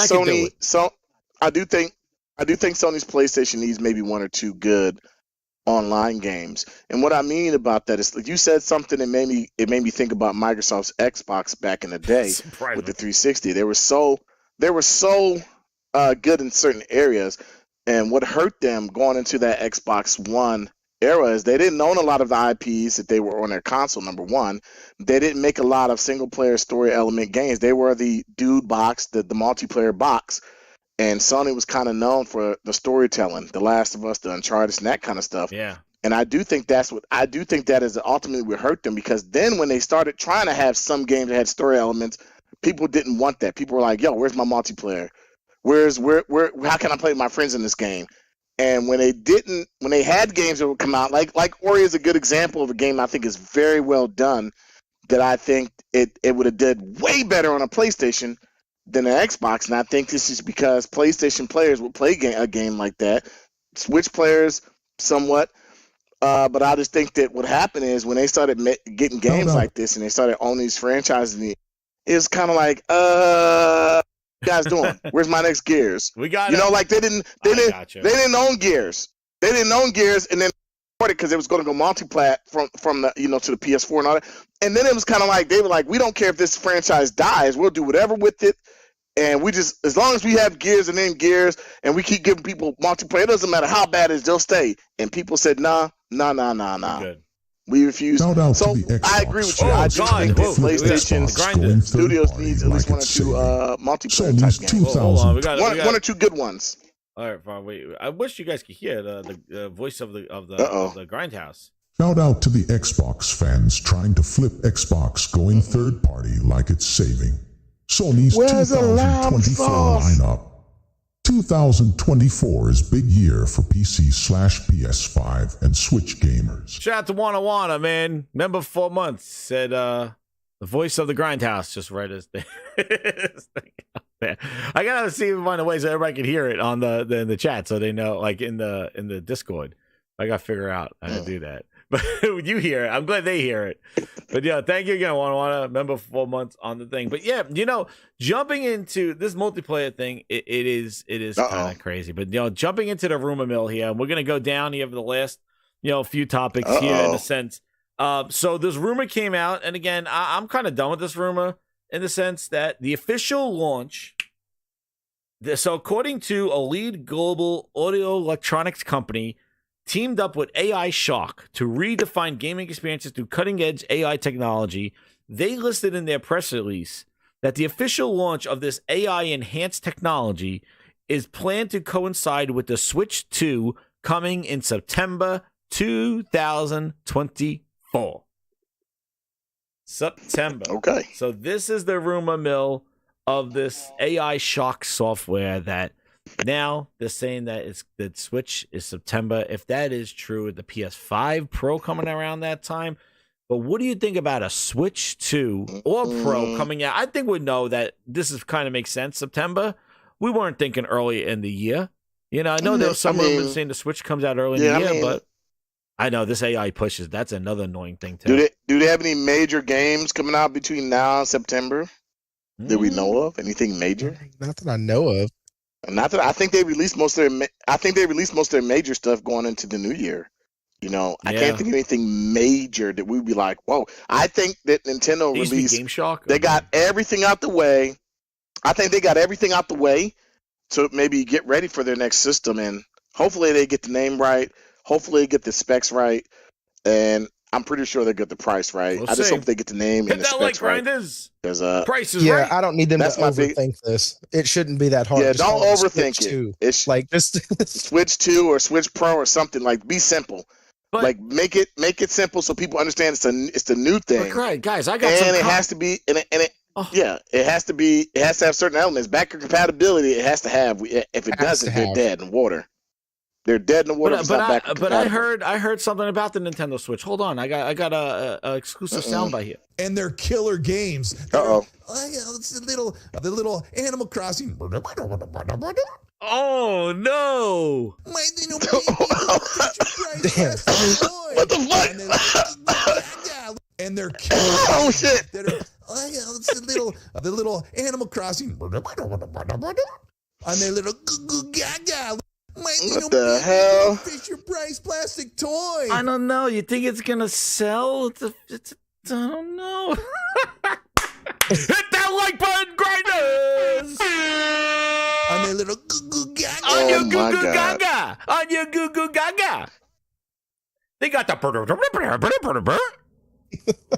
My little baby, I'm playing Pokemon Shining Pearl toy. right now on my son's Switch. Are you playing Goo Goo Gaga games? On their little I am playing Goo Goo Gaga games right now. On their little goo goo gaga. Man, you playing Goo Goo Gaga games? Oh damn. Look, oh man. I mean, I own a Switch, and I think that it coming out in September is great. I think that the lineup makes it sell. The name, they got to get the name right, and they have to have a lineup of games that you can't get anywhere else but that new Switch. If you come out with the new Mario Kart 9 and it's on Switch and it's on Switch Pro, nobody's going to buy your Switch Pro. They're just going to buy it on Switch. Because I don't think it's technologically going to be that big of a difference that people are going to not buy it on the 100 million seller Switch. They just buy it there. So Nintendo's smart. I think Nintendo like the September's a good one. I think Nintendo play. I think they learned from the Wii U and they don't want to make that mistake again. So I think that they'll be okay. They just got to get the name right. They got to come out with good software at launch, and we'll see where they go from there. We'll see. September seems good. That makes sense because they could sell through everything they want to do throughout the year, and then basically they could, hit it up with the September. Because again, the same thing with Sony. Like if they have a Pro coming, they're not going to talk about no friggin' Pro now, dude. Oh, the grindhounds, get them from. We don't want Game Pass. Yeah, they're freaking out. Man, they always come to your door try to offer you Game Pass. Dude, somebody's always at my door, knocking at my door.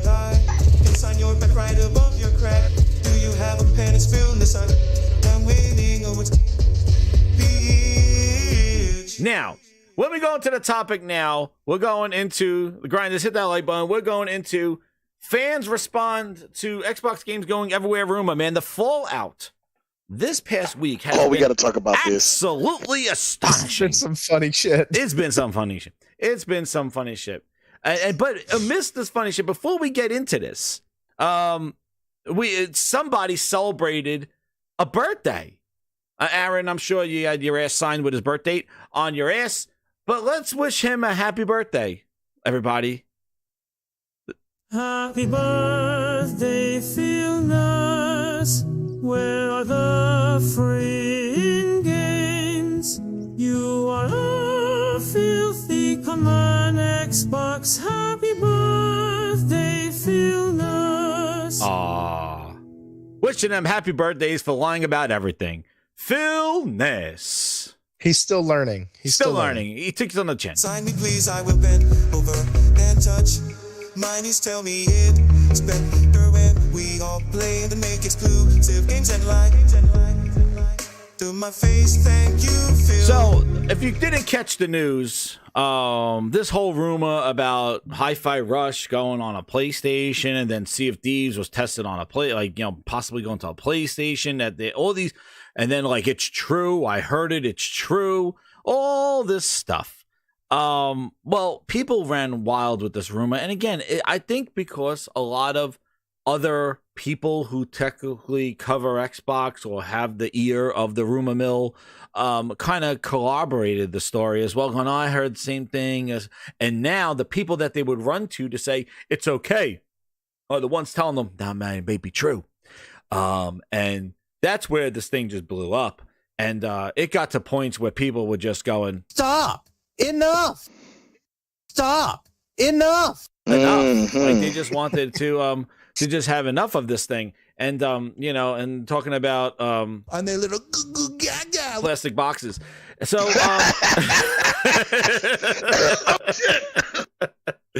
but anyway, shit went left. Oh shit, I'm over here choking.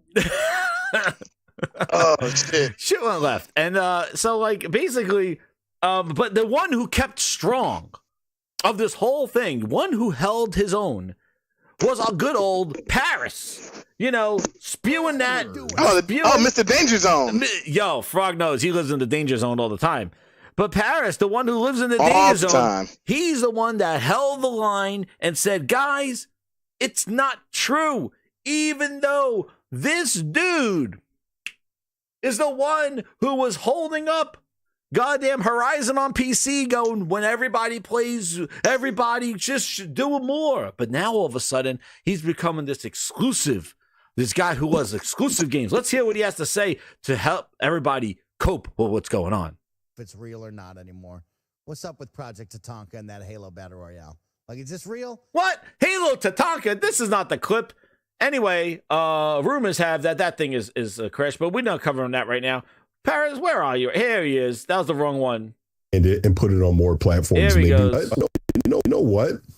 Maybe we should expand it and put it on more platforms. Maybe we do bring it to the Switch. Maybe we do bring it to PlayStation, right? It's not the craziest thing in the world to say that a Microsoft game is on a PlayStation platform because Minecraft lives there and the various iterations of Minecraft already live there. Same as Nintendo. So here's a multiplayer game where you want to get as many people as you possibly can playing that game. More than that, they want PlayStation guy. They want the most angriest Sony person on social media that just detests Xbox. They want to give them a reason to invest in the Xbox ecosystem. And how do you do that? With exclusive titles. You will not see these games on PlayStation. That's all I'm saying. So, you know what? Stop. Enough. Stop. Enough. This guy, wait a second. This is the same guy. Wait, I gotta go to the tweet of the century right here. This is the same person that. Wait a second. Is this the? I gotta see. I gotta see. Is this the same one that was going? We need to have more of this, holding up Horizon on the on the PC. Same freaking hypocrite. Like we're changing here, and this is the thing. He is living in the danger zone. You want to hear it again? All right, I'll play it again. But after I find this is the thing. Yeah. You're living in the danger zone because now you're teetering two sides of Phil Ness right now. You need the exclusives to make your platform appealing. And I said this before, no matter where whatever your platform is, the exclusive games identify your brand and what you are, because otherwise then you're just like everyone else. And this goes not just for games. This goes for everything. You get a Bose headset and a Sony headset. They're known for their ANC features. You think Sony and Bose are going to give their ANC features to Beats? No, that's Apple. No. We have that technology. You have Beats and you have Dr. Dre. We don't have that. You got Dr. Dre. Like, you see, like, you have to have identity in a market where there's people doing the same thing as you. You got to show why you differentiate from them. And the way you differentiate is by the games. The games identify with your platform. And I was listening to you people saying like third-party games, even getting exclusive games, having brands tied with your platform, do that stuff. So exclusivity matters. That's why when these clowns ran the streets talking about no exclusivity, it doesn't matter, put your games everywhere, who cares, everybody should play these games. Dude, hold your roll and shut your mouth. Because what you're doing right there is that you are giving up your identity of that brand unless you don't care about it. And then you will go put it over there. But that's the problem that you live. You're in this two-sided fence where do we put it over there and risk losing the reason to come here and the identity of this, of our brand that identifies with this, or do we go over there and give it to everybody, anything, anywhere, and put it out there? And we're finding that just by spamming and chumming the water and putting your games out there, it's not yielding the results that they're wanting. Mm-hmm. Because those people that you're just putting it out there don't appreciate that. They don't understand what that brand is because they don't know about you. You got to make them know about you, but you got to do it in a different way. You got to do it from their constituents. You got to do that from the other gamers, word of mouth. You can't just put it over there down the street. It's like knocking on the door of your neighbor's house and talking about this, who doesn't play games at all. Just talk about games. They're like, oh, go back. You're talking crazy. I'm going to call the cops on your ass because I don't know what the hell you're talking about. PCs and our DNA 2 and all the, who's DNA? DNA what? And it's like, teraflops and all that. Yeah, dude, exactly. He's like, did you just take a teraflop on my lawn? Like, they have no goddamn clue what this stuff is. So you're telling me that if I just put my game, walk over to my neighbor's house and talk about this game, he's going to be interested and pay for it? No, he's not. But if he's at a party and he hears a bunch of people talking about a game that they're playing and doing something, oh, whoa, what's going on over there? What are you guys doing? Oh, yeah, we're playing. We're playing this game. Oh, real? I heard about it. You just made the list. And now it's a more of a natural way of growing your audience. It's slower. But the thing is that it's more effective because just by talking it to somebody who doesn't understand it, you just made the list. It doesn't mean success. And that's why when Phil and friends were talking about billions and billions of gamers, it's like, dude, you got to take care of you first. You got to take care of the people here that understand what a you just made the list of war is. Then go mess around with the other folk. You can't just go out and just knock on little Timmy's door saying Gears 5 is out with Kate. Who? What are you fucking just owl? made the list. What are you, an owl? Who? Who's Kate? Who's Gears? Who's? You can't do that. Nope. And that's the problem. And that's why when these dudes ran around going exclusives don't matter, it's like, you just made the list. You just wanted to come to PC. You know, you want to talk about PC, go talk about the Epic Store and the Steam Store. That stirs up a thing. And that's crazy. That's one platform. Well, but anyway, good. Yeah. Yeah, Frog. So, Thrifty, what are you guys? I got a whole bunch of. Oh, go Thrifty. You go Thrifty. No, you go Thrifty. I go next. I'll go after you, Thrifty. This was also super, we talked about this a bit on Wednesday, and it was really interesting because I had somebody post on the video afterwards saying, hey, you don't have any proof of this. It's funny watching all of you PlayStation guys make up all these rumors and run with this narrative. And I had brought up stuff that Xbox guys were saying, typical Xbox apologist who in any other circumstance would make up some sort of BS and say that, no, this isn't the case, or you're taking it out of context, or that actually wasn't said, or there's no evidence, or whatever. They would come to the defense of Xbox. Instead, these guys, and now you have this dude sitting there talking who held the line, like Jez said, for so long, and now even he is... It's all in what Xbox does and the way they handle their audience. What they're trying to do right now is use all these talking heads to soften the blow. That way, when it does happen, you're my number one customer. Everyone's like cool with it and it's fine. And because they operate on group think, they don't have individual thought. And so if they operate on groupthink, which we know they do, if they're told that this is okay by their quote unquote talking heads, the guys with YouTube channels and big Twitter accounts, that this is fine and that this is what needs to happen, then the Xbox loyalists who don't really think for themselves are going to sit and go, yeah, sure. Yeah, it makes sense. Yeah, no, this is fine. This is good. It's the freaking meme of the dude sitting with his coffee inside the burning house saying it's fine. Like, that's what it is. You know, and it's like, how do you feel about it? Like, that's the thing, because they never talk about how they feel, because when they do, then it's like, you shouldn't feel that way. And it's sort of like they feel how Microsoft is, which I don't think it's not natural. That's not, you should feel how you feel about it. If you don't like your games going there, then say it. Don't say it's good for the business. Like, I hate that. Like if you don't like it, then say it. Unless you own the business. I was gonna say, and you hear them, right, Frog? You hear them, like, they're like, you know, you told me exclusives are important. First, you said exclusives don't have the impact and they don't matter. That's counter to what gaming growing is about. Then you go buy these companies, you get us the exclusives. You're saying it's about the Xbox, the brand, and this, and then rumors go about that you just like, let's go put this everywhere. Like, well, what is it? Because you're not telling the truth. You're like, you're all over the place. You built this community. I'm going to take care of you. I'm still going to make up for stuff for what is it? Goddamn, Scalebound. I'm going to make up for canceling that. Like, it's just, oh man, right? He's such a I was going to say, I think a lot of these talking heads are really disingenuous when they say the things they say. And the reason I say that is because like Paris is.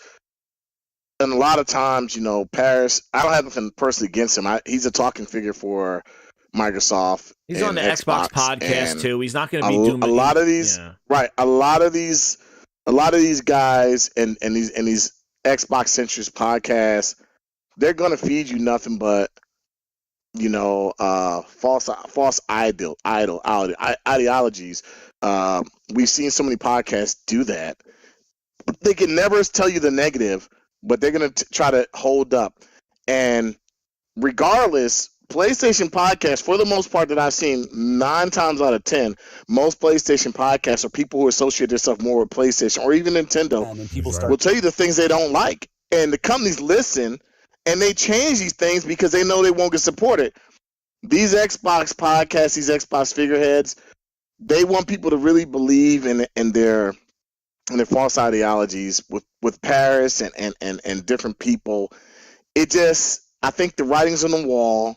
I think that the time has come where there is a very huge possibility that your company or the guys you stand behind may become the publisher that you don't want them to become. And then when they become that publisher, you'll say, hey, well, you know, we're still making great product. You'll try to worm your way out of it. I don't like people like that because you can't trust people like that. Because on one hand, you're telling me, oh, this isn't true. This isn't it. Who directly told you this isn't true? Mm-hmm. If you're coming, you as much as you saying that I'm spreading this and that, you're doing the same thing. So what I'll say is, there's a writing on the wall for how certain companies move, and we can sit there and Microsoft is a company, this multi-trillion-dollar company. They can lose money here and there, but I'm pretty sure they don't want to lose money. Xbox by themselves has never made them money. They're losing money. So when you get to a point where you're like, yo, this part of us is not making anything, we need to do something with it. This is why you buy all the big publishers in the freaking market up, because you eventually want to become the biggest publisher. You don't sit there and say, we can't compete. We're getting outsold 7-1, 9-1, 4-1 in some places. And we know we can't compete, but we're still going to have the same strategy. Game Pass. We got 30 million subscribers between our Xbox One and PC, and you're not growing. So what do you do? What drastic change can you have to grow outside of becoming a publisher?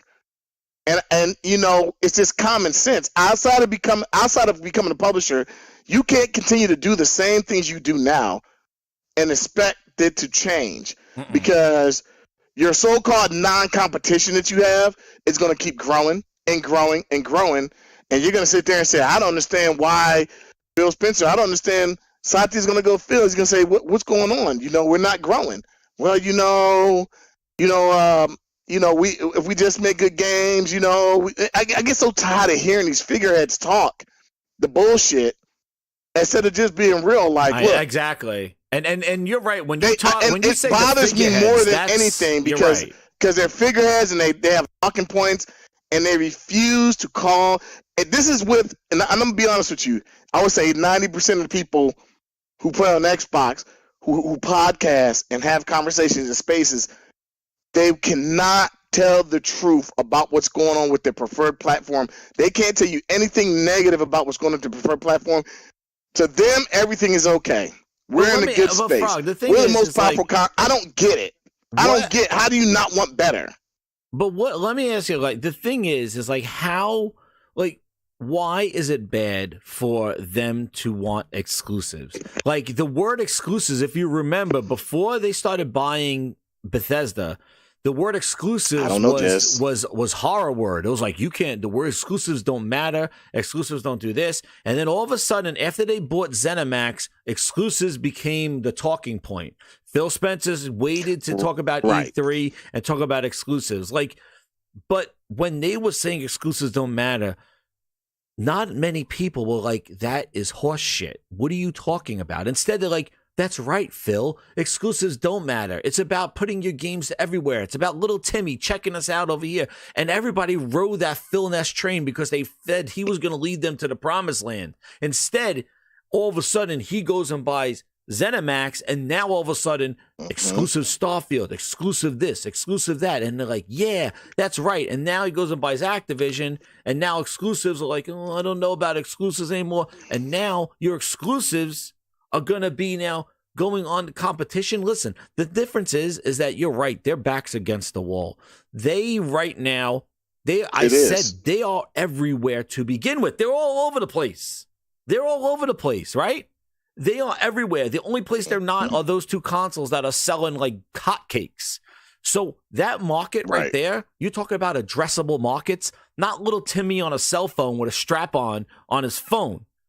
You're talking about the people that are playing games and spending and buying games. You see what charts. You see where multi-platforms sell. You're seeing what Nintendo and Sony are able to do with the console market. Now, that's your last ride. Shout out Undertaker.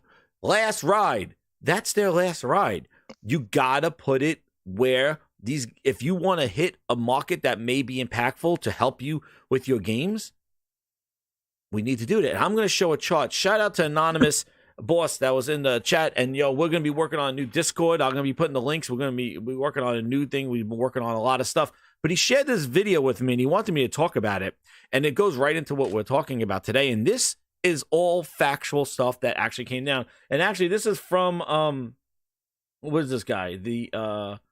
It's a video from the Moore's Law is Dead person. But he put quotes from the case, right? Listen, here it is. So when the FTC and Phil Spencer are on under oath, right? There are a couple of things in here that they said. There was a presentation and a slide that I'm going to show next. But and guys in the chat and Thrifty and Frog, just look at the screen here. You could see. And if you have anything to say looking at this, you could chime in. But he says this presentation from our device organization and leadership is the view of the team that's charted with the building our hardware into the future business will look like. I can fairly say, this is Phil Spencer in the green, that if we do not make more progress than this off of our console, we would exit the gaming business. Now the FTC asks them, how wrong is this projection? Would you rearrange the chart basically to make it more accurate for your projections to 2030?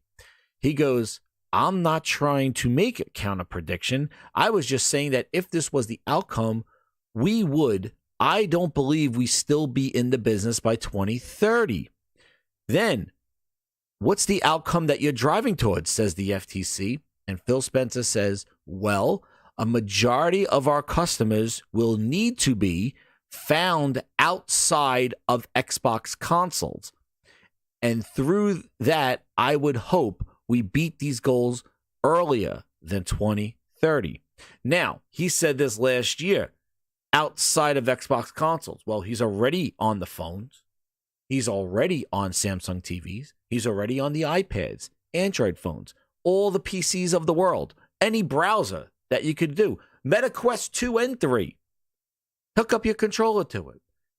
And it's not enough. Not enough. Because guess what the slide shows? Here is the slide that he's speaking about. Grinders. And where is it? Here's the slide. Look at this slide here. So the green slide from the conversation, the green line is where Phil's leaked projection is what he believes is inadequate. Right? Now, this is what the guy's thing from was, well, but watch the video. I'll put the link in the chat for the full video. But what he says is that, based on the projections that he was talking about to the FTC, 110 million by 2030. That's where he wanted to go. That was inadequate. He wants to hit that before 2030. Well, I got some bad news. Stop. Enough. The red line is projected to where they were from what they were going on. So if you look at the blue, that's where they were going. Then in 2022, pivot. Boom. Using the calculations, they're on a projection of the red line right now.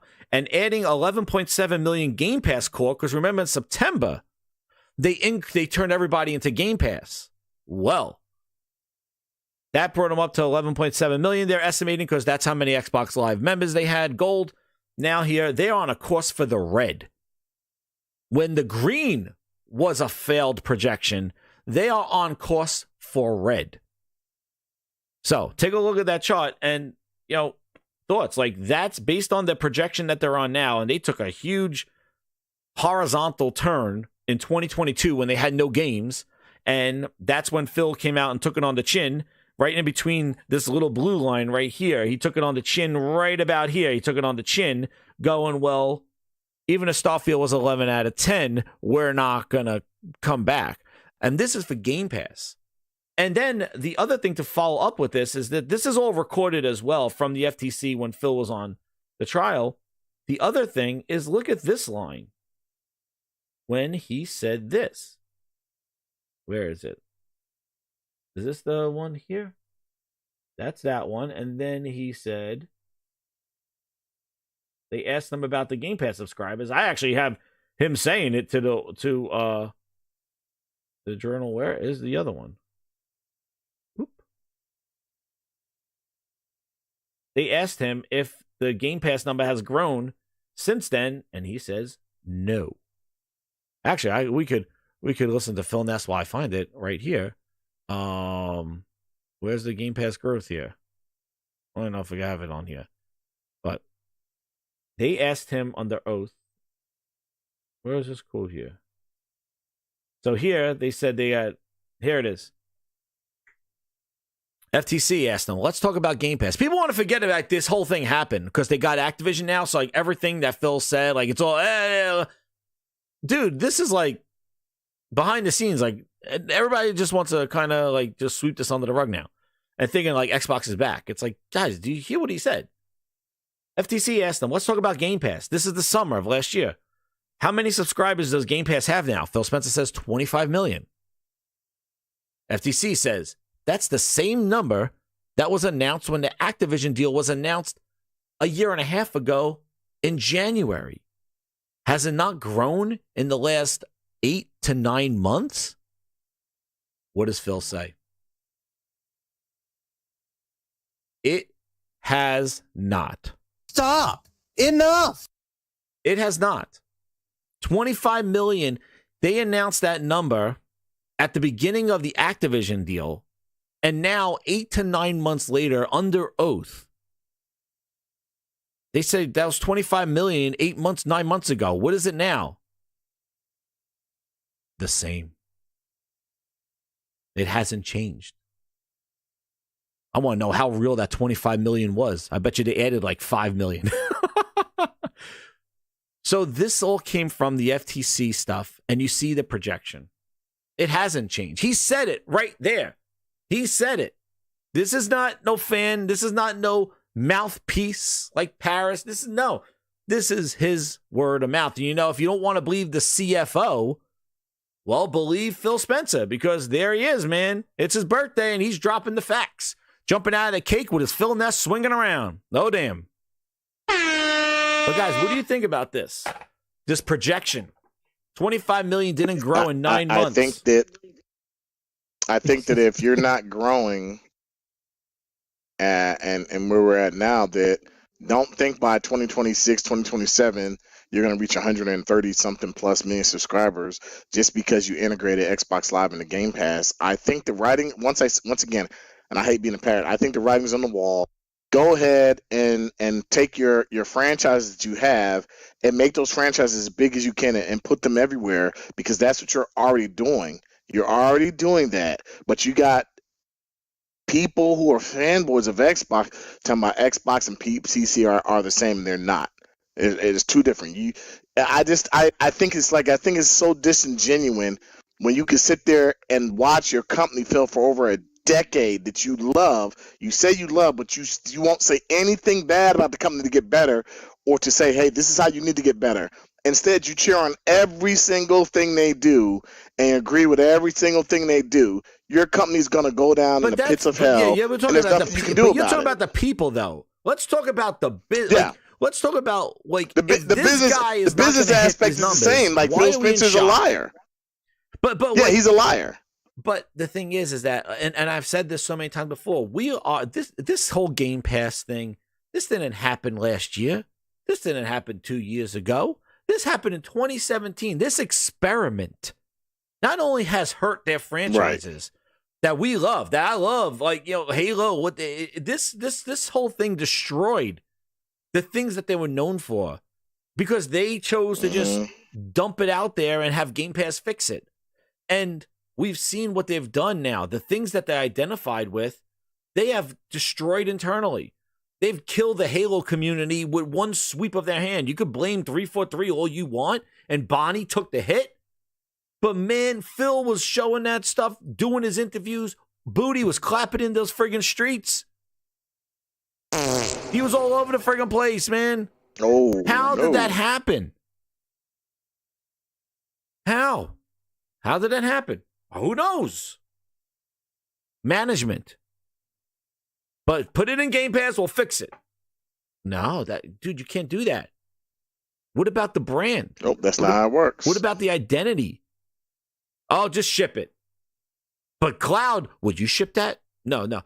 Just ship Halo. We'll fix it. We'll fix it later in Season 5. You can't do that. Look what they did to Forza. A hot topic not on this thing. Look what they did to the Forza community. And you could blame Game Pass. You could blame whatever the hell you want to blame. But there's something going on with their management and how they manage their games. Did you see the Forza community video?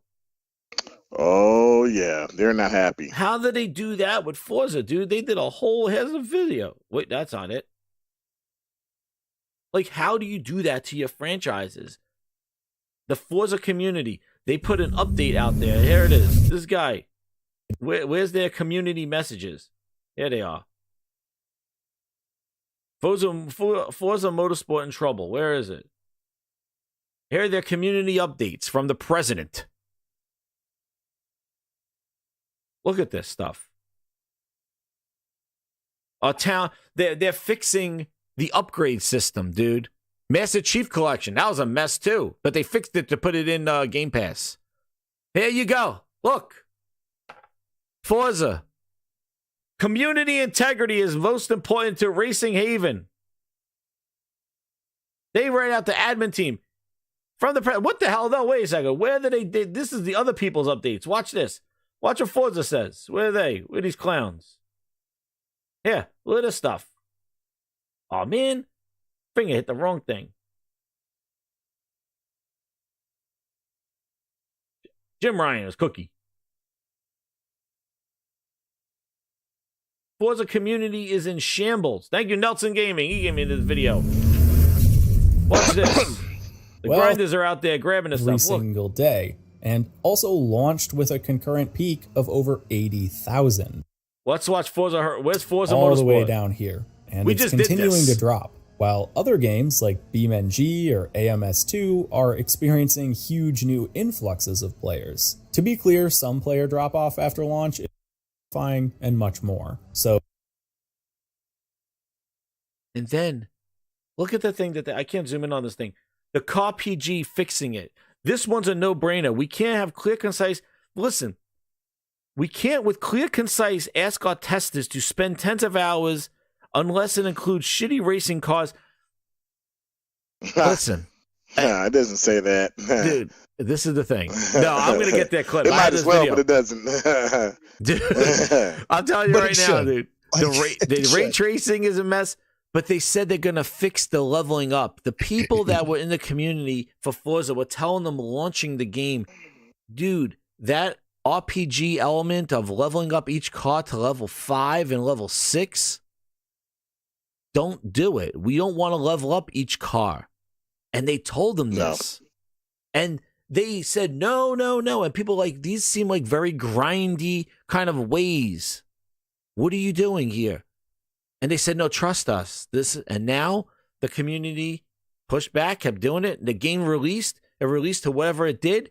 And now they're like, yeah, we're going to take a look at it now. We're going to fix it.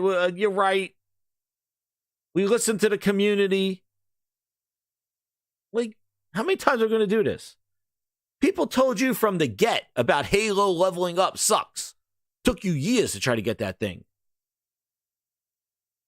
But you say you're listening. Yep. You say you hear us. The only game they haven't had to apologize for is Hi-Fi Rush.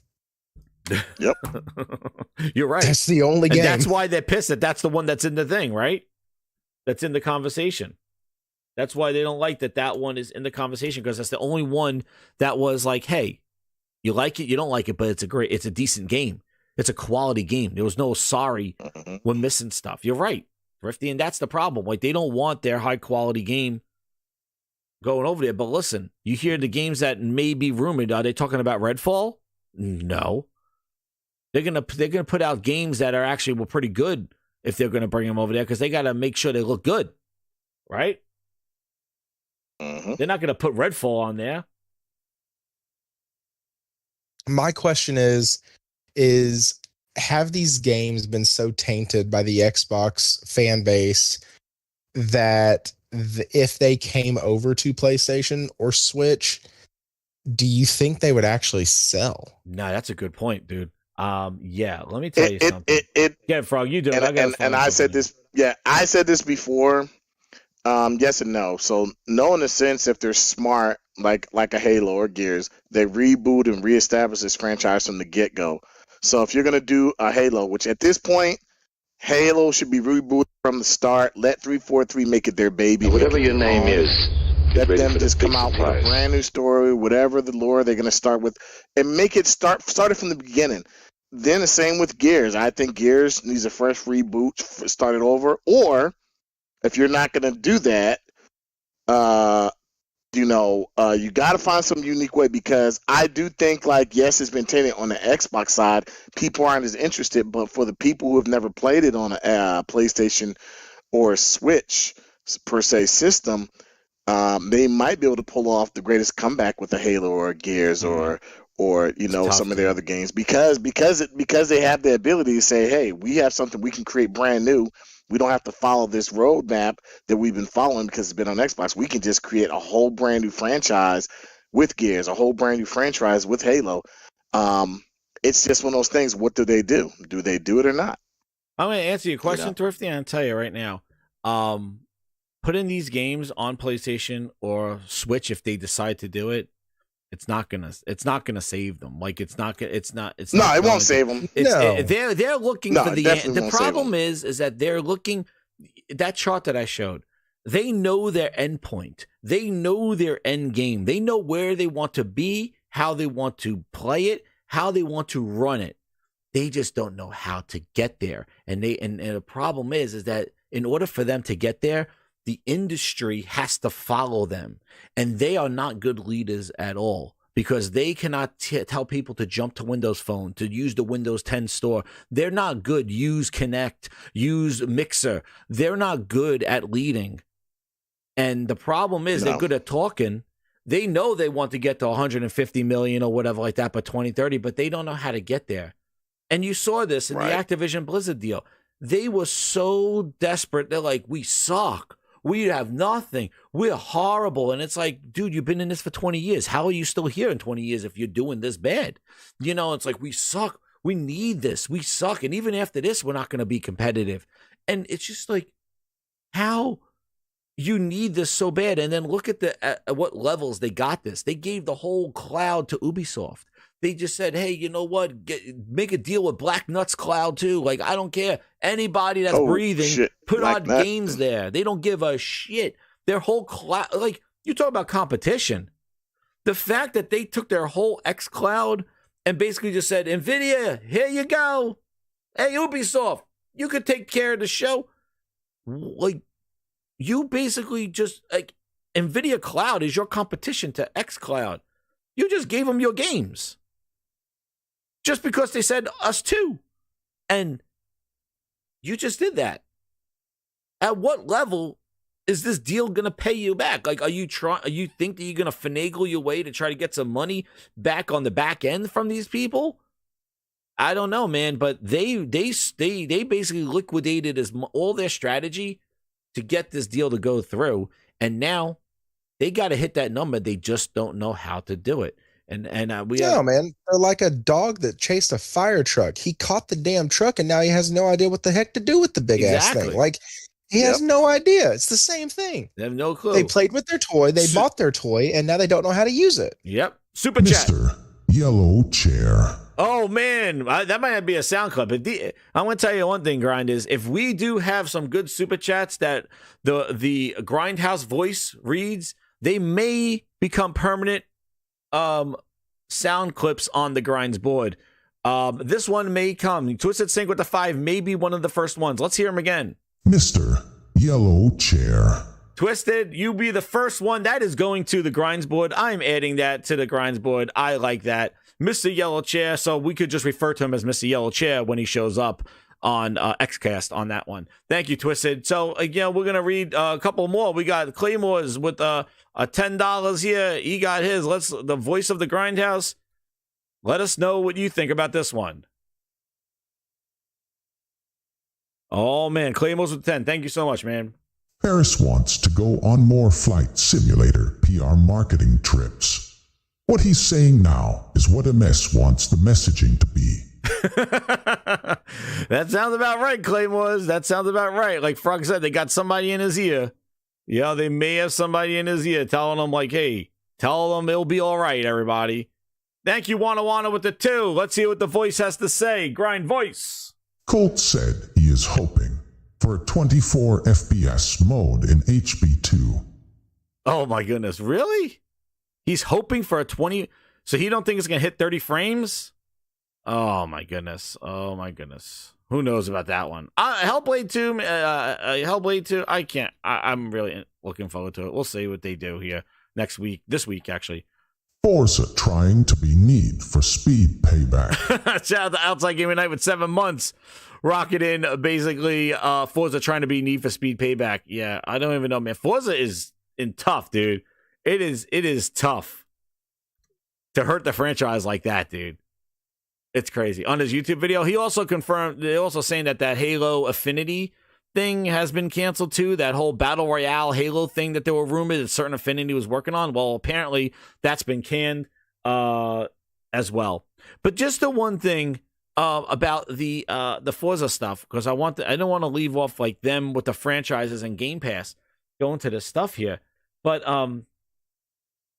this is what I don't get. It's like, if you care so much about the exclusives and about what the games mean to your Game Pass service, what it means to the identity of the Xbox, how is this acceptable? How did you cap for Halo Infinite with Craig's bald ass?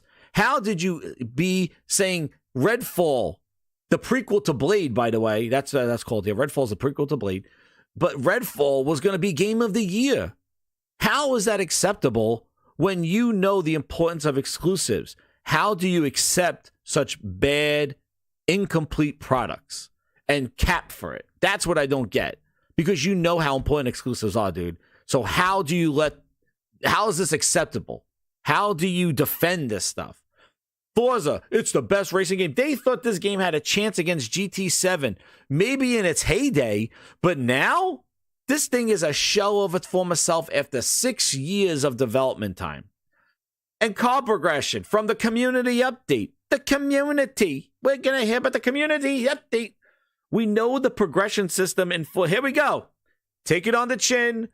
We're sorry. We're sorry. We're sorry. Game over. Here we go. Months after it's released, months after people told them this car progression sucks, now they go, here's the taking on the chins. You guys, you don't do this with your big IP. We don't have a taking on the chin for Forza. Well, here's your taking on the chin. We know the car progression system in Forza is a decisive topic amongst our players. We've been gathering feedback from a variety of sources, including the Suggestions Hub, social networks, forums, longtime players. They were telling you before the game released about this thing, and surveys to players. We played the videos here. It is clear from looking at the feedback that while many of our players are enjoying the system as is, no shit. Yeah. It's clear that for many others, it isn't delivering the upgrade experience they expect from Forza. To address this, we're exploring changes to the system. Our goal with these changes is to retain what is working for those that enjoy it while resolving the issues many of our most dedicated players have with the system. Yes, I would like to have a refund. You changed this car progression system to be grindy, free-to-play bullshit. People in the community told you this. You want to have different configurations of cars. You got to level up each one to get customs for that car. And what's hilarious is that this kind of just went. But the same folks that complained about the money system in GT7 were quiet about this. Remember the rage of GT7 having cars over $1 million going, I'm never going to earn that. I got to do tons of races to get the money to buy the Ferrari. They didn't even play the game. This game sucks. So I tried playing this game on PC. I'm going to try it on this PC now. This game is not the Forza Horizon at all. But now, we're sorry we heard you. You can't do this. You lost everybody already. You can't fix this 6 months later, 4 months later. You can't. Halo Season 5 didn't do shit. Car progression, big one. Forza race regulations, the AI. We've seen feedback about our AI being crashing into everybody. Slowing down and braking in a race, not accelerating out of turns and braking too hard in corners. Drivatars, you came up with this shit. Why is it fucking up now? Spencer! Phil Spencer! Phil Spencer! Phil Spencer, baby, let's go! Yes! Yes! Yes! Apologize. Yes! And this is like big stuff. This is like core mechanics that you're apologizing for. This is not like, oh, we messed up on this glitch, or there's a glitch here, we're fixing the glitch. There's no glitch. This is inherent gameplay progression issues. Halo had the same thing. They tried to force that level up shit down our throats. Like, oh no, you just play, meet your dailies and your weeklies, you'll be fine. No, dude, where's the skill-based leveling up that we had for all the Halos before this one? Oh, because now it's a free-to-play? You got to give me dailies and hourlies and weeklies and shit. Play 2 games, give me 100 XP. But if I dominated and I was the MVP, I don't get any more XP. You had that in every single Halo game before that. We're sorry, we heard you. But try it first. Remember Assassinations? Thrifty, remember Assassinations? Frog, what happened to Assassinations? They weren't ready for launch. Where were they? Exactly. Remember? It's like they took a step backwards, man. Assassination's not there. Where are they? Oh, they're going to find the time to bring it back, if I remember the quote was. Same thing with the classic shotgun, the classic weapons. They were day one guns. They were going to bring them back. Oh, well, that guy left day one, so who's bringing them back? They added one weapon in 4 years. 3 years. What are we doing here? The same thing we do every day. This is watch Thrifty. Xbox destroy gaming. These are their big IPs, and you think Phil's gonna grab ass with 110 million people, billion people? Who's he grabbing? You can't even get out of you can't even satisfy the friggin' community that die hard for these games of Halo and Forza. You can't even satisfy the people that eat and breathe this shit. You're telling me that little Timmy, miles away, who has 3G internet, is gonna boot up this game and go, oh shit, I gotta level up each car? And he's gonna be, the community updates, give the feedback to the community. He's gonna be like, this game sucks. Delete. Because you can't even get to little Timmy on a cell phone. Because you can't even take care of the diehard people that dedicate a Halo channel to Halo and make them happy. And that's the important thing. You got to make those people happy so they spread your game with word of mouth. And there's that group mentality of you're missing out, the FOMO. There's no FOMO in playing Forza right now. There's no FOMO in who's playing Halo Infinite right now. I'm sorry for you. That's what it is. It's not FOMO. We're missing out on Halo. No, nobody missing out on shit. You got to create that FOMO, and you got to do it with the community. You can't piss off these people that live and breathe these games because they're the ones that are going to make the excuses for you. And even those people are pissed off. They sure will. Stop it. It's crazy. They're pissing off the people that will cap from them. Mr. Yellow Chair. What are you doing? Stop. Enough. That's damn right. Stop enough. My little Fisher Price plastic toy. Cut it out. Stop. Enough. Stop. Enough. Let him say it. You can't piss off the community. You can't. And then expect that's going to come back? Come back from what? From the grave? Ask ET how that went.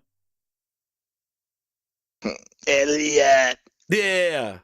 Get the hell out of here. Well, now it comes to the great time of now we just talked about how they just destroyed their big franchises, but now let's talk about they got to announce some more shit.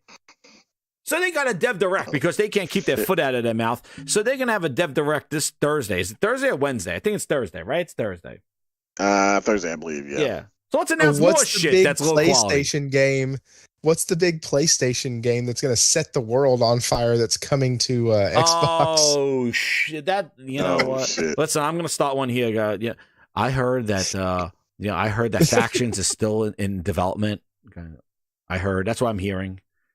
I could be that podcast too, I'm from what I'm hearing. Sources. From my sources, I can tell you right now, Factions, it's a lie. It's still being worked on. So, take it what you want. I can't really say, oh my God, he just made the list. I just got the DM right now. He told me I don't give any more details. Okay, so tune in next week. Hit the like button, everybody. Tune in next week. I can't really say more than what I know, but my sources have confirmed that they're still working on it. But it's gonna be a huge thing. Like, come on, you know what? I can do the same shit too. You can't tell us what you can't tell us yet. Frog, I know something that you don't know. I can't tell you right now. I just got the DM right now from my sources. They told me a huge announcement's coming in 2 weeks for PlayStation. It's gonna destroy everything. It's incredible. Oh, I can't. I said too much. My sources now. I might lose my sources now. The only sources I got are Modernad and Bolognese. Those are my sources. God damn it. There's my sources. Goddamn Modernad sauce. Goddamn bullshit. Oh, I heard. You know what? I was taking a shit, and guy in the stall next to me said there's going to be something huge coming. Wound up being his shit. That's what it wound up being. It wound up being his shit. I know the ending. Guys, I'm going to tell you right now. I got another source. They're coming in. It's crazy. It's incredible how much clout you get from the Gaming Grindhouse. I got another source right now. He just spoiled the ending of Last of Us Part 2. Holy shit. My God. It just got spoiled. I'm not going to spoil it here. He just told me what happens at the end of Last of Us Part 2. The game is just about to come out, and I don't want to spoil it for everybody. I hope you enjoy it. But yeah, he just spoiled the ending for me. My sources told me that yeah. Oh, I can't read this. No, I can't read that. That's oh my God. That just came through. Holy crap. Wow. You kidding me? Wow, guys. But Jez, it's Final Fantasy. Final Fantasy and Spider-Man are both coming to the Xbox because they need the sales numbers. Yeah, right. That's like seriously, like exactly. Richard Farmer. See, Richard Farmer listens. He goes, "My eyes are my sources." That's right, my two eyes. That's exactly what they are. Tomfoolery is beyond. It's just Spider-Man's going to Xbox. Nobody's this much of an ass clown that they really just. But I they are. Get these guys. They are. They are. I didn't even pay attention to that shit. You're telling me somebody rumored that Spider-Man's going to the console or to PC? It's already on PC. No, so supposedly there was a game that's getting announced. It's a PlayStation title that's getting announced to be going over to Xbox, and it was this whole thing of I don't want to say what it is because if I say it, it's going to break the internet and blah blah blah. And I'm like, come on, so guys. You mean wait a second, Thrifty, you're telling me a week after the rumors about Hi-Fi Rush possibly going to Xbox and a bunch of media people jumping on that train and throwing other names of games in there, you mean a week later or by the end of the week, now they're saying there's a rumor that a PlayStation game is going to go to Xbox? Wow. Yes, and it's not going to be, the way they're clarifying it is they're saying it's not going to be a first party IP, even though some people did float around the idea of Spider-Man. It's going to be something like Final Fantasy 16 or Final Fantasy 7. They're really like keyed in on those games. They're still hoping for Final Fantasy 7. They're still hoping. They haven't played it yet. They're still waiting for it. Like, they're not waiting for it, dude, because the game's been out as DLC. Oh, come on. All they want to do is be like, nah, boo-boo, we got your game, right? Right? How's it say? How's it go? That's it. Is that what they want to do? That's what we're turning into now? What is it? On their little gaga. We got your game. On their little we got that one. Oh, shit. We got that one. Shit. Man, we got that one, too. You will kill Frog this episode. Oh, shit. Like, that's what we got, yeah? Oh my God! Like, we got all this other stuff.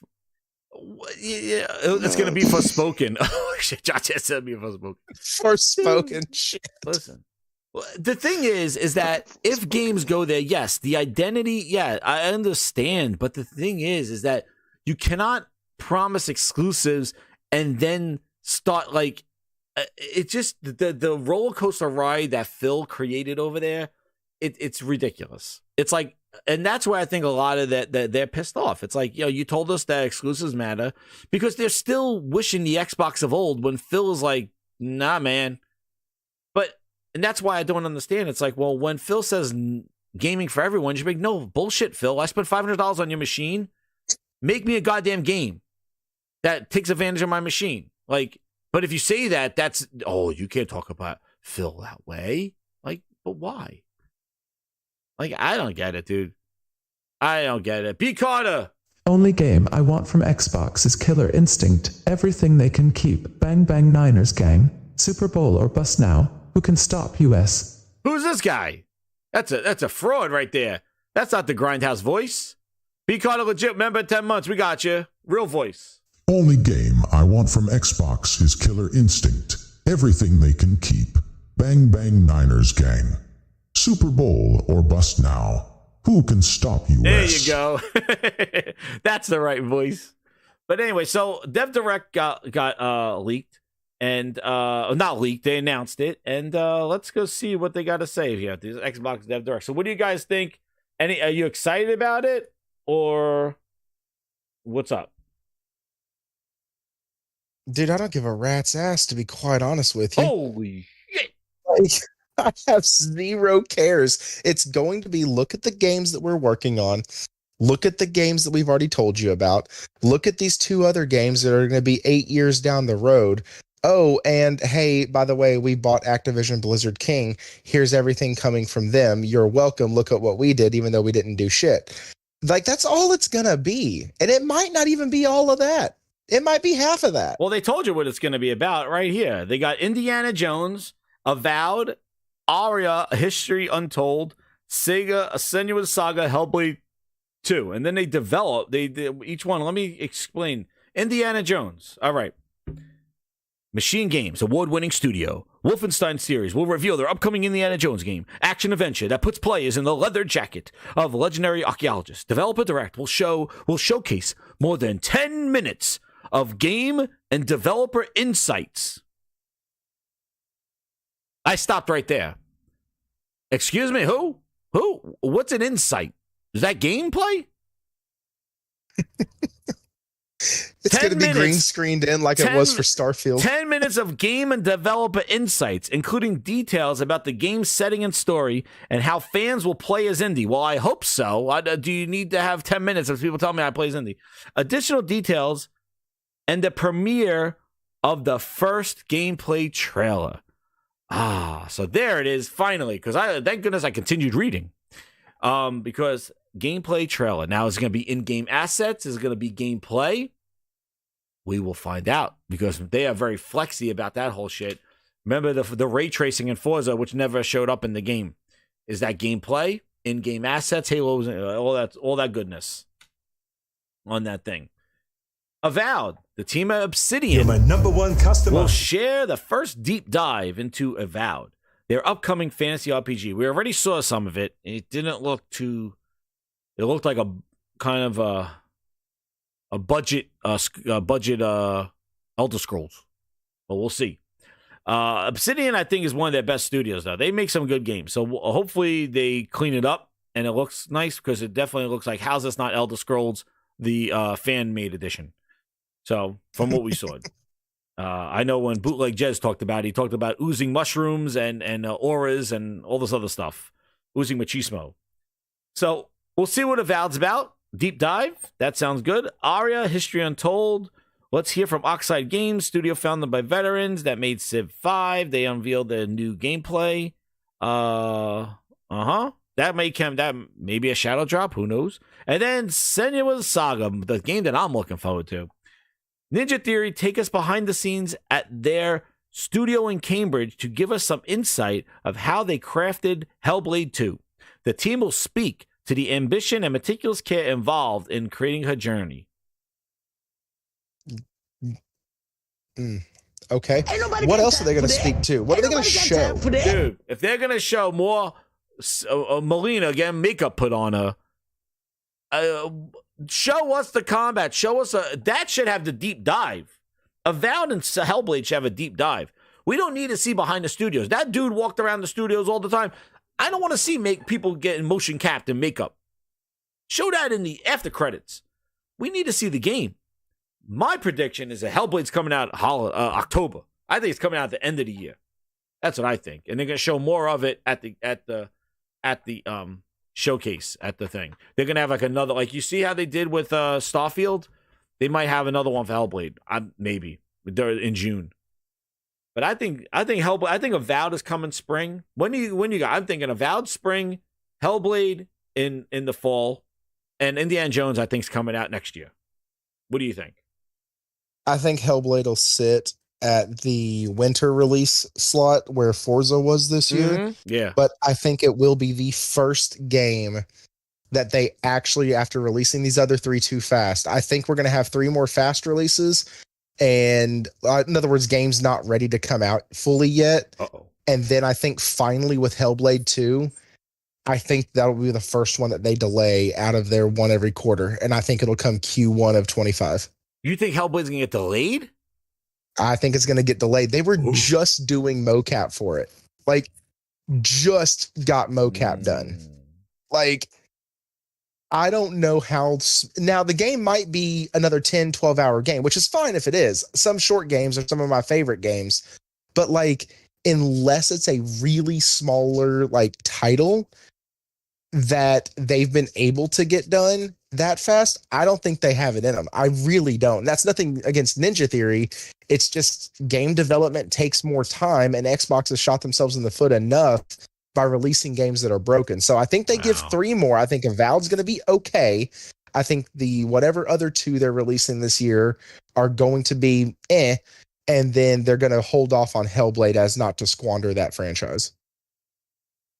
Wow, that's some take. Frog, what do you think?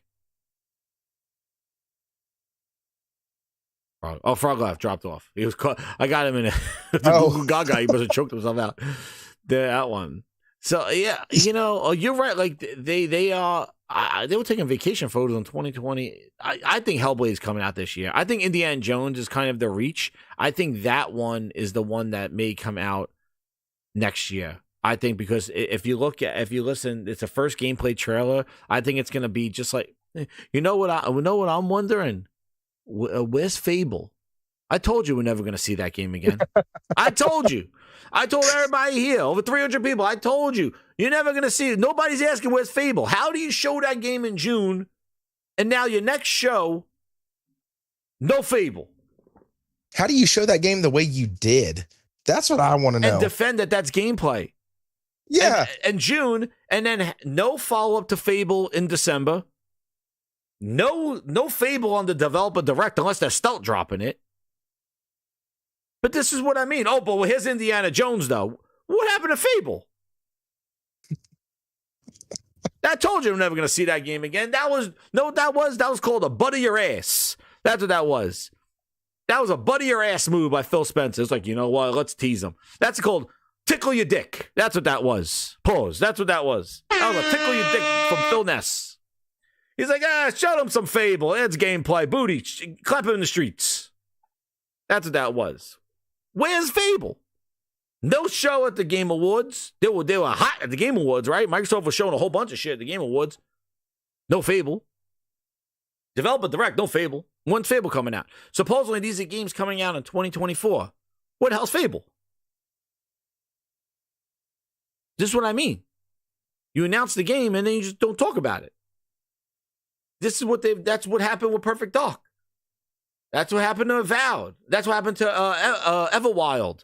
London 2018. Avowed. Everwild. I keep saying Avowed. Everwild. Where are the games?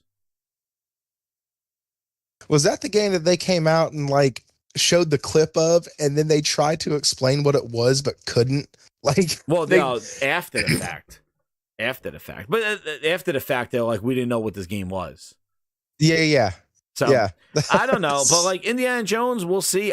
People think Indiana Jones coming this year, maybe. But I think a first gameplay trailer, I think that might be early next year. I think they have Avowed. Again, we're sitting here figuring out release dates. Meanwhile, PlayStation didn't announce any goddamn games from Cory Balrog and all them have a cadence for the next 3 months. It's like, Last of Us, Helldivers, boom, Final Fantasy. You could say, oh, well, that's not Naughty Dog's games. That's not their first party games. It's like, dude, they're exclusive games for their platform. Where's Stalker 2? Microsoft also, does Grand it too. Blue Fantasy. Grand Blue Fantasy is another one. Where's Stalker 2? What if that's the stealth drop tomorrow? What, Stalker 2? Or not tomorrow, but whenever the hell the direct is. Do you think there will be a stealth drop game? I think if they're smart, they won't do it, because then at all the developer directs, people are going to start expecting it. Well, so yeah, I think they need to not. Right? It turns into the Achilles. And so I think they don't need to, but at the same time, I mean, Aria, will they drop that? It's going to be a small game, heard of dude. that game. We never heard of Hi-Fi Rush. And also, too, other thing, too, is that, do you strike lightning twice? Like, Hi-Fi Rush was a great showing of it during the showcase. It wasn't announced prior. It wasn't on this list, when they announced this stuff. And they didn't announce it prior. It just was announced at the show and released. Does lightning strike twice? Now do you have that kind of quality under your belt that you drop another game stealth drop? If you do, that's great. And that would be really I'll be like, oh, okay, well, they got something stuff cooking. But if they didn't, Josh said in the chat that they're going to stealth drop Hi-Fi Rush on the PS4. Oh shit! Oh shit! Let me get this super chat here. Grinder Reed. Here he comes. He's processing. Here comes the grinder, the voice of the grindhouse. That special Nick guy got misquoted, and Xbox are running with what was originally reported. Hence why they are saying this big surprise is coming. Oh, he got misquoted. Thank you so much for that, Game Night 123.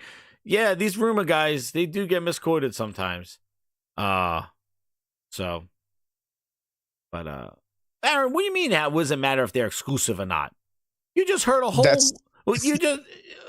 what are you talking about?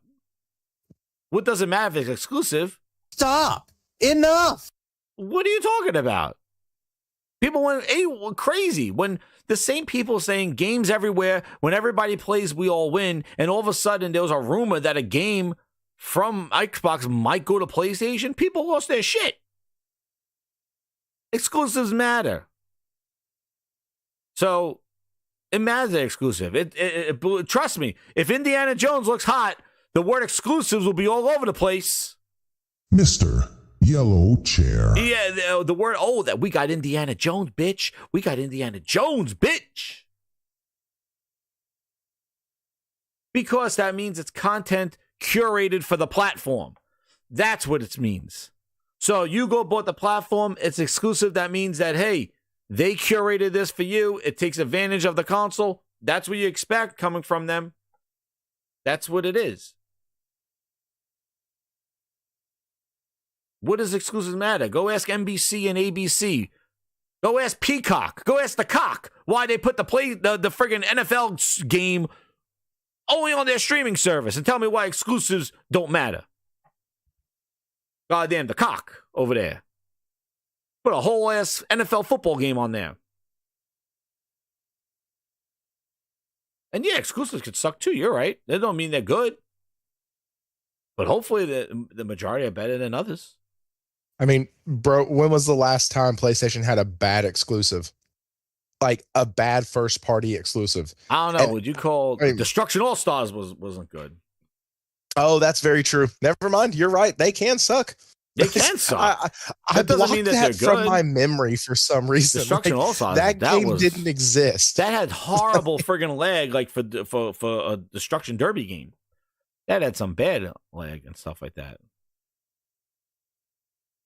But it's the identity of the platform. That's what it is. So go ask everybody that went bonkers last week when everybody was like, what's the guy's name? Nori? I didn't even know his name in Hi-Fi Rush. They're like, he's the face of Xbox, and he's going somewhere. I'm like, who? What was the guy's name? What is the guy's name for Hi-Fi Rush? I didn't even know his name, but they were saying he's the face of Xbox, and he shouldn't go anywhere else. I don't know. Somebody in the chat knows his name. They had to do this, and they're going to have to do it. Oh, shit. Aaron wrote Godfall. Godfall was, oh, my God. That was like eye candy. That was the most gorgeous turd I have ever played. Yo, let me tell you something, Aaron. The funny about that game is that I beat that game, right? And the combat was all right. But, like, when you finish it, they're like, oh, that's when the real game begins. You want to know what? That's when I stopped. Because I said, I'm done. I finished it. They're like, oh, no, now you grind and level up your guys. Like, bullshit. You can keep this trash. I just want to just fight it to the end. Chai. There it is, Game Night. Game Night wrote Chai. Like, Wait, what game is this? What game is this? Godfall. Godfall. Oh, I remember that game. Yeah, I just wanted to get to the end. Yeah. Yeah, the game looked gorgeous. It was a tech demo. Yeah. But it was so bad. It was awful. Yeah, they a lot of shortcomings. Yeah. Lots of shortcomings. And they're like, at the end game is where it really shines. I'm like, nah, my ass is shined enough. I'm done. I mean, the end game is, I can say, yeah, that's where you really got what you need to get out of the game, but it shouldn't have took that long. Shouldn't have took that exactly. Because after that it was a grind. And then it's like, yeah, to reach to the people and that stuff. But yeah, any Frog, what do you think about the Dev Direct? Like, do you think they'll stealth drop a game or not? I think that there's a chance. I think it's 50-50. Saying there's a chance. I think there's a chance just because it's a new year. They may try something different. I see. I agree. Like Thrifty is like if they don't like see. The thing is though, is that you're damned if you do, damned if you don't. If you do drop one, everybody be happy. But if it's not, it don't hit like Hi-Fi Rush, then it's sort of like, eh. If you don't do one, then it's like, oh shit, okay, well, you know what? Now people are not as hyped for these dev directs. So yeah, they're kind of in a pickle right now. I don't know. I think they should. I like the cadence. First off, I'm gonna tell you right this now. Good news here, everybody. Good news. I like the developer. I like the having a developer direct. Maybe I don't like the format of it because I don't like watching devs walk in the lunchroom and smiling at screens and grabbing ass at meetings and all the little bullshit that they show, like hanging around, hugging each, smiling, interviewing. Just shows the goddamn game. I don't like the format. Walking slow motion down the hallway like they're badasses and shit like that. We don't need to see all that. And you know, where they eat for lunch, where they work, and you know, like just looking at some raw art and shit like on the screen. Like, no, we could do without that. But I like January. Let's kick off with what is coming out. I know Sony did something similar to that with you know, with their little sizzle reel that they had. They just did a video with their sizzle reel of what's coming, and that's where we saw Stellar Blade was targeted for 2024. But the Dev Direct, like, I do like having the little show and then that stuff. And if they could do a little, like, stealth drop or something of a game, because they have a lot of studios, it would be a good cadence for them. Coming off, getting a fresh start each year, like, it's a good expectation they could set. But does lightning strike twice? That's the question. And I don't know. Because I don't know. I think they do because Microsoft likes to have their fans expect cadence. So I think they do a stealth drop on that one. I think something. My prediction is that they do a stealth drop. Whether it's good or bad, we'll find out. But I think they definitely say something is releasing today. Well, and they haven't announced their Q1 game yet, have they? No. They haven't announced the dates for anything. That's what I thought. Okay. Even I think it's kind of strange though with the Hellblade 2. It's like if you showed Hellblade 2 at the Game Awards and you had all those people watching, why wouldn't you show a release date or a season at the Game Awards when all those eyeballs are on the game, on the showcase, on that award show, and announce that? Instead, wait like what, 3-4 weeks for a developer direct on a Thursday to announce the release date for Hellblade? Just weird, right? I thought you announce it at the Game Awards. All those people are watching, and you announce it, get good traction. Hey, it's coming out October this. Why would you wait 4 weeks and say, yeah, we have a showcase at noon on Thursday? I guess maybe that's their big news. I don't know. It's just weird. If you're that close to an announcement, like, I would do it when you have more eyeballs on it. Just a release date. Especially since Hellblade was announced, its first announcement was at the Game Awards. It would have been kind of like a nice full circle. Like, and it's been in the release date too at the Game Awards. But hey, that's them. We will see. I don't think Hellblade gets. I don't know if Hellblade gets a release date at this show. Do you? Okay, what do you think gets a release date? Let's go down. No. Indiana Jones release date. No. No. Aaron says Keeley doesn't deserve release dates. He's a pony. Too far out. I think Hellblade gets a window, but not a date. I think it's gonna say it'll say fall or holiday or whatever. Okay. Thrifty, what do you think? On Hellblade or Indiana Jones? We're gonna go Hellblade. Frog did Hellblade. We'll do Hellblade. Hellblade get a date? I'm gonna go winter. Coming this winter. There we go. Yeah. That's what I'm gonna say. Coming this winter. All right. And then Indiana Jones. Okay, for Hellblade, I think Hellblade will be perfect for October. I think it's a perfect like kind of fall game. So I think it's coming second half of the year. I don't think it's coming. Some people thought in May. Oh, Aaron says May. I think May. I don't think. Nah, May, I don't think it comes out. I think Avowed comes out in May. I think Avowed is your spring game, and Hellblade is your fall game. That's what I think. No, I think if Avowed comes out this year, I think Avowed would come out around the time the E3 is over. Yeah. Okay. Indiana Jones. You think it's a release date? No, definitely not. Nah. That I agree. No chance. That's too early. Just showing a gameplay trail, they're not going to announce a release date. You may get a year. I don't think you'll get anything from it. I think they're just going to show Indiana Jones, and I think they're kind of personally. I think they're kind of using Indiana Jones as a pull for this developer direct. That's what I think. I think they're using Indiana Jones as like the gateway, because people are like, oh, Indiana Jones game is going to be shown. I think that's kind of like gets the interest in there, because I think if you say Avowed and Hellblade, people are like, oh, okay. But if you say Indiana Jones, that's kind of like it's a name that people are familiar with outside of the core. So maybe that Indiana Jones draws a couple of extra eyeballs on it. But I don't think it gets a release date on that. Avowed, do you think that gets a release date? Yes. When do you think? Ooh. I think Avowed will take, let's say, if I'm putting Hellblade in Q4, I'm going to say it takes the end of summer, early fall slot. All right. So I'm going to say Q3. Do you think they're stacked the second half of the year? What about the first half? I think we get a stealth drop tomorrow, or whenever the direct is. I think they're going to do that little game that I was reading that's like a Civilization type game. And then I have no idea what Q2 would be. Yeah, I think Q2 is Avowed. I think Avowed is coming in springtime. That's what I think. I think Avowed is coming sooner. And I think that comes like at the May, June, around there. I agree with Josh. I think Avowed comes around May or June. That's like it falls into the Redfall thing. And then I think that's I think Hellblade is the on the second end, and I think Avowed's on the first end. For the first quarter, I think the stealth drop, whatever that is, maybe they use Stalker 2 for the holiday. The fourth quarter, if that's what they're looking at, but I don't know. I think that's kind of I'm looking at that way. If it's the other way around, that's great, because the sooner I get to play Hellblade 2, the better. So I'm hoping for Hellblade in a few months, but I'm like, and I don't think they're going to drop an Indiana Jones stealth drop or a Stalker 2. I don't think they would do that to that company. With the Stalker 2 devs that went through crazy to make that game, I don't think they would just like stealth drop it. I think they can give them some time to market it, get people hyped up for it, and then do it. I don't know if they can just drop it. Well, what if Stalker 2 takes the quarter 2 slot? Maybe. It could.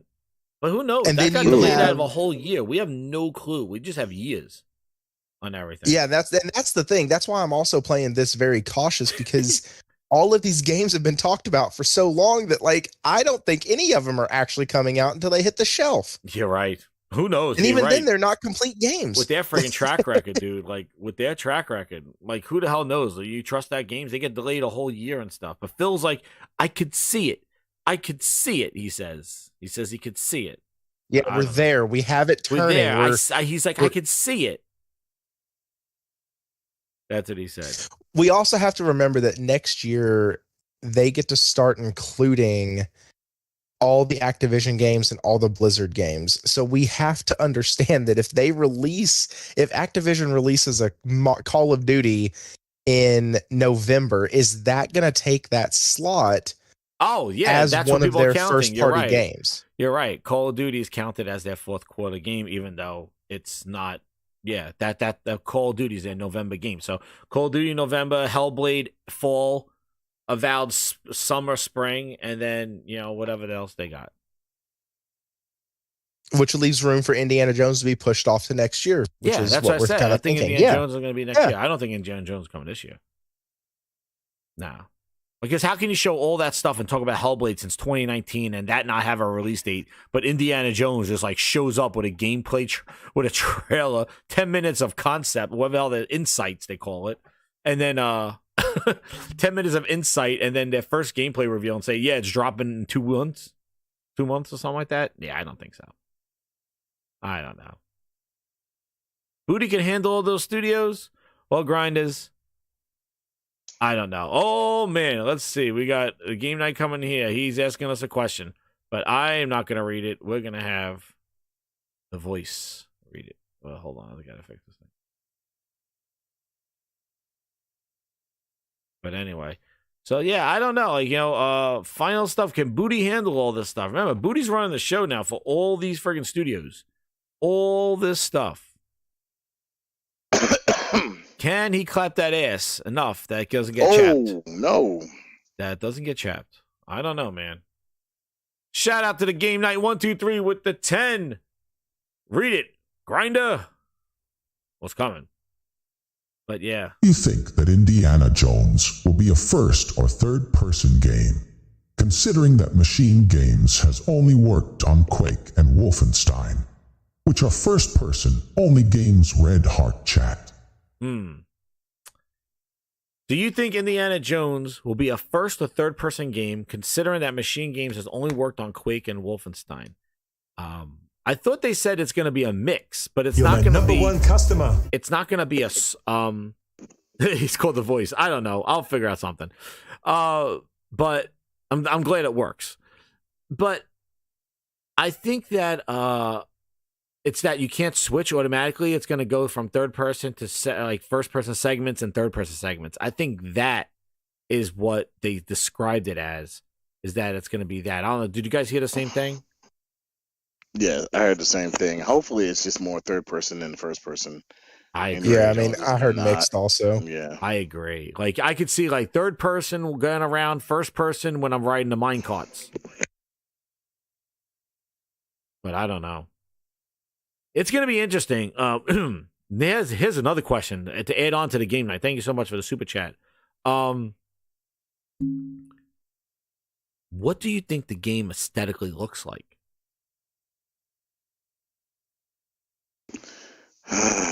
Realistic graphics, like Uncharted, or on the same level as Wolfenstein, whatever engine you think? Yeah, that's what people are thinking. That's what I would think. I would think that we're going Wolfenstein, like realism, that kind of stuff. Like, we're not going kind of cartoon Jones, Dr. Jones. We're not doing like a little anime. No, I think a little bit more realistic. Realistic. We're going, okay. I think the same thing. A little bit more realistic. I'm hoping it's not like cartoony. I would hope like not. The old EA Bond games. Oh no. Yeah, like that. I mean, like, is it cartoony like an EA Bond game, or we're looking at more realistic, like like a Far Cry type looking? Well, like I think for that you'd have you'd have to go more like realistic looking, wouldn't you? I would assume you so. Take an IP based off of a movie and do that, right? That just this isn't the Super Nintendo days where you could do that and get away with it. I don't know. Like, I was just thinking, like, what is the... And the reason why is because everybody thought the same of Blade, and then when we saw some of that concept art, I'm like, oh, I can see where this is going. It's like it has that arcane, like, kind of comic booky look. It's not going to be... Yeah, I hate Arcane's art style. It's not going to be, I do too. like, friggin', like a cat, like, very absolutely hate realism. Arcane's art style. So I don't know. But even in that, you can get away with that. That's the run on the S. Like, even if Arcane takes Blade in that more comic booky look, you can actually get away with that because it is a comic book. Yeah. Indiana Jones's movies, they are live action film, and you can't really get away with turning that into a cartoony thing unless that media already exists, right? Like, there are some things that have been turned into cartoons, or some series that like Ace Ventura, right? Ace Ventura had a cartoon for a little bit. So did The Mask. Those, you could make a little kids game off of those. But people, and actually they had a few of them back in the day on like Flash. But people are saying in the chat, dude, they're saying like Avowed, looking for that. I saw Avowed. I know it's a different studio. Somebody said it's called Indiana Jones and the Booty of Destiny.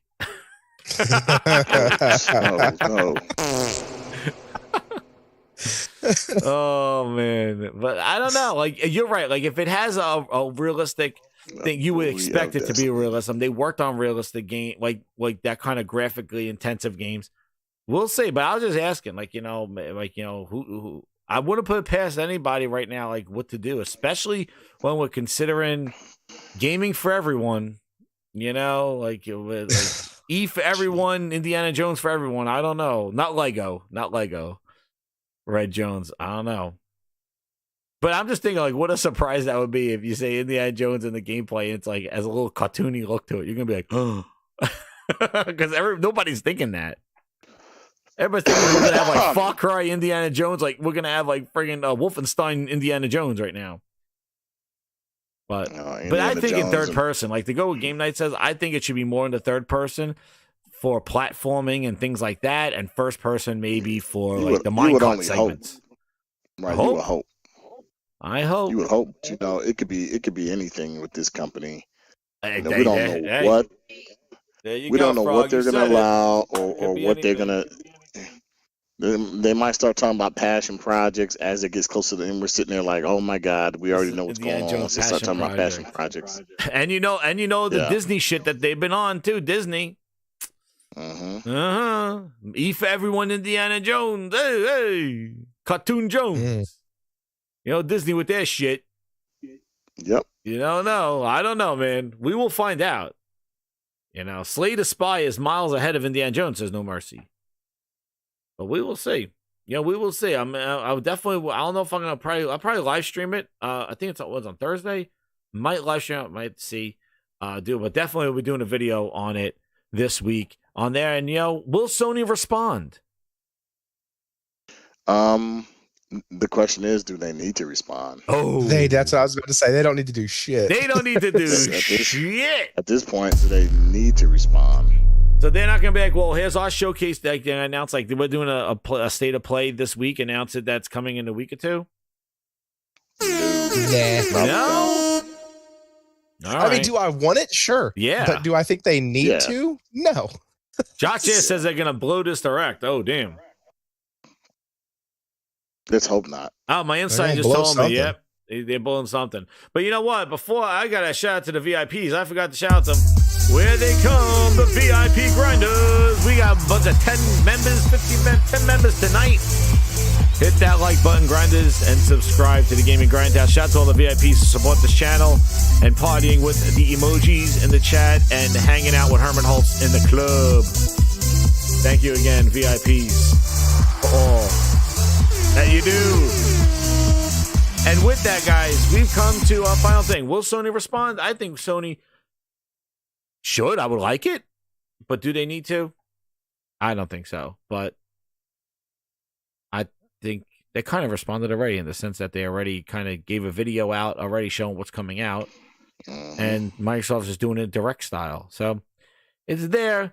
You know, I still think we're just waiting for that show, for that Sony, and it's annoying because people tease, Jeff Grubb's like, I hear it's coming in 2 weeks. My sources told me it's coming in 2 weeks. Nintendo Direct coming in there. I do think that Sony and Nintendo will be doing a show by March because I think at least Sony has Jim Ryan is eating cookies. He's on his way out. They need something to kind of handle that transition.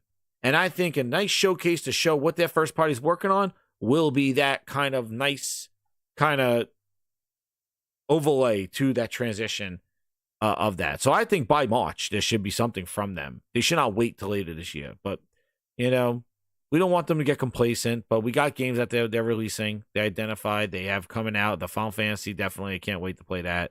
So they got games coming right now with dates, and actually we're going to play them in a week or so. So, in a few weeks. So, with Helldivers 2, Last of Us, and stuff like that. So, they got games on the horizon that we're going to play, and we'll figure out when Microsoft releases their games. But with that, grinders, I want to thank Thrifty. Tell them where they could find you. Man, they can find me on Twitter at X at ThriftyPSGR. And then they can find me on YouTube at Thrifty PS Gaming Reviews. I do a live show every Wednesday at 8:45 Central Standard Time. And I've gotten back into posting review videos of games. Have a new one up, so y'all can go check that out. Thank you again. And you know, on Frogs, you doing anything with your channel still or not yet? I'm trying, but man, it's once I get better, man. It's been a rough the sick thing. It's been a rough start, yeah. Let me see. I want to make sure that we get What's the name of your channel? What happened? What's the name of his channel? Frog's Dream. All right. Yeah. But you know what? I do Like- want to do something special. Brand new song for those that are hanging in here to the Gaming Grindhouse. And the last thing, we have 200 people here. You're going to be glad that you stayed because I got a new song for you. Who knows if it gets blocked or whatever like that, but you're going to hear it live because if I get anything, I'm probably going to remove it and play it later. But Grinders, we got a new booty song for 2024. I told you to hang in there. It's not that one. It is called the Booty Drop. And I want everybody to drop a like and listen to the brand new song of 2024, Booty Drop. He's coming.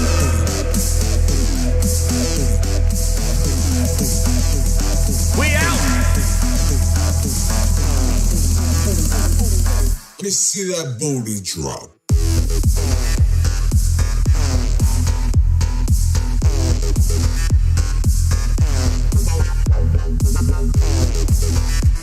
Booty drop. Stop. Enough. It's good, everybody. The Booty Drop is here. Thank you again, Grinders, for everything that you do. And shout out to all you. Hit that like button. Share it out. Keep it locked here to Gaming Grindhouse. We're on our way to 3,000 Grinders. Booty Drop in the house. New for 2024. We're rocking. More stuff coming your way. A lot of things planned. New stuff coming to the Discord. Going to be kind of community of the Grindhouse over there. The Grindhouse After Dark and all that stuff. Booty in the building. Can he clap in these streets? He's working on a lot, man. He got a lot of stuff. We'll find out. But he has a new theme song when he shows up to these studios. Courtesy of the Gaming Grindhouse. Thank you, everybody. Hit that like button. Subscribe. Comment below. I read them all. Thanks again, Thrifty. Thanks again, Frogs. Peace out, everybody. And we can't leave without our... we didn't hear... what my Game Pass song's not here? We'll deal with the Goon that song. We're good. Phil Spencer! Phil Spencer! Phil Spencer, baby! Let's go! Yes! For his birthday. For his birthday. Yeah! One more. Yeah! Oh,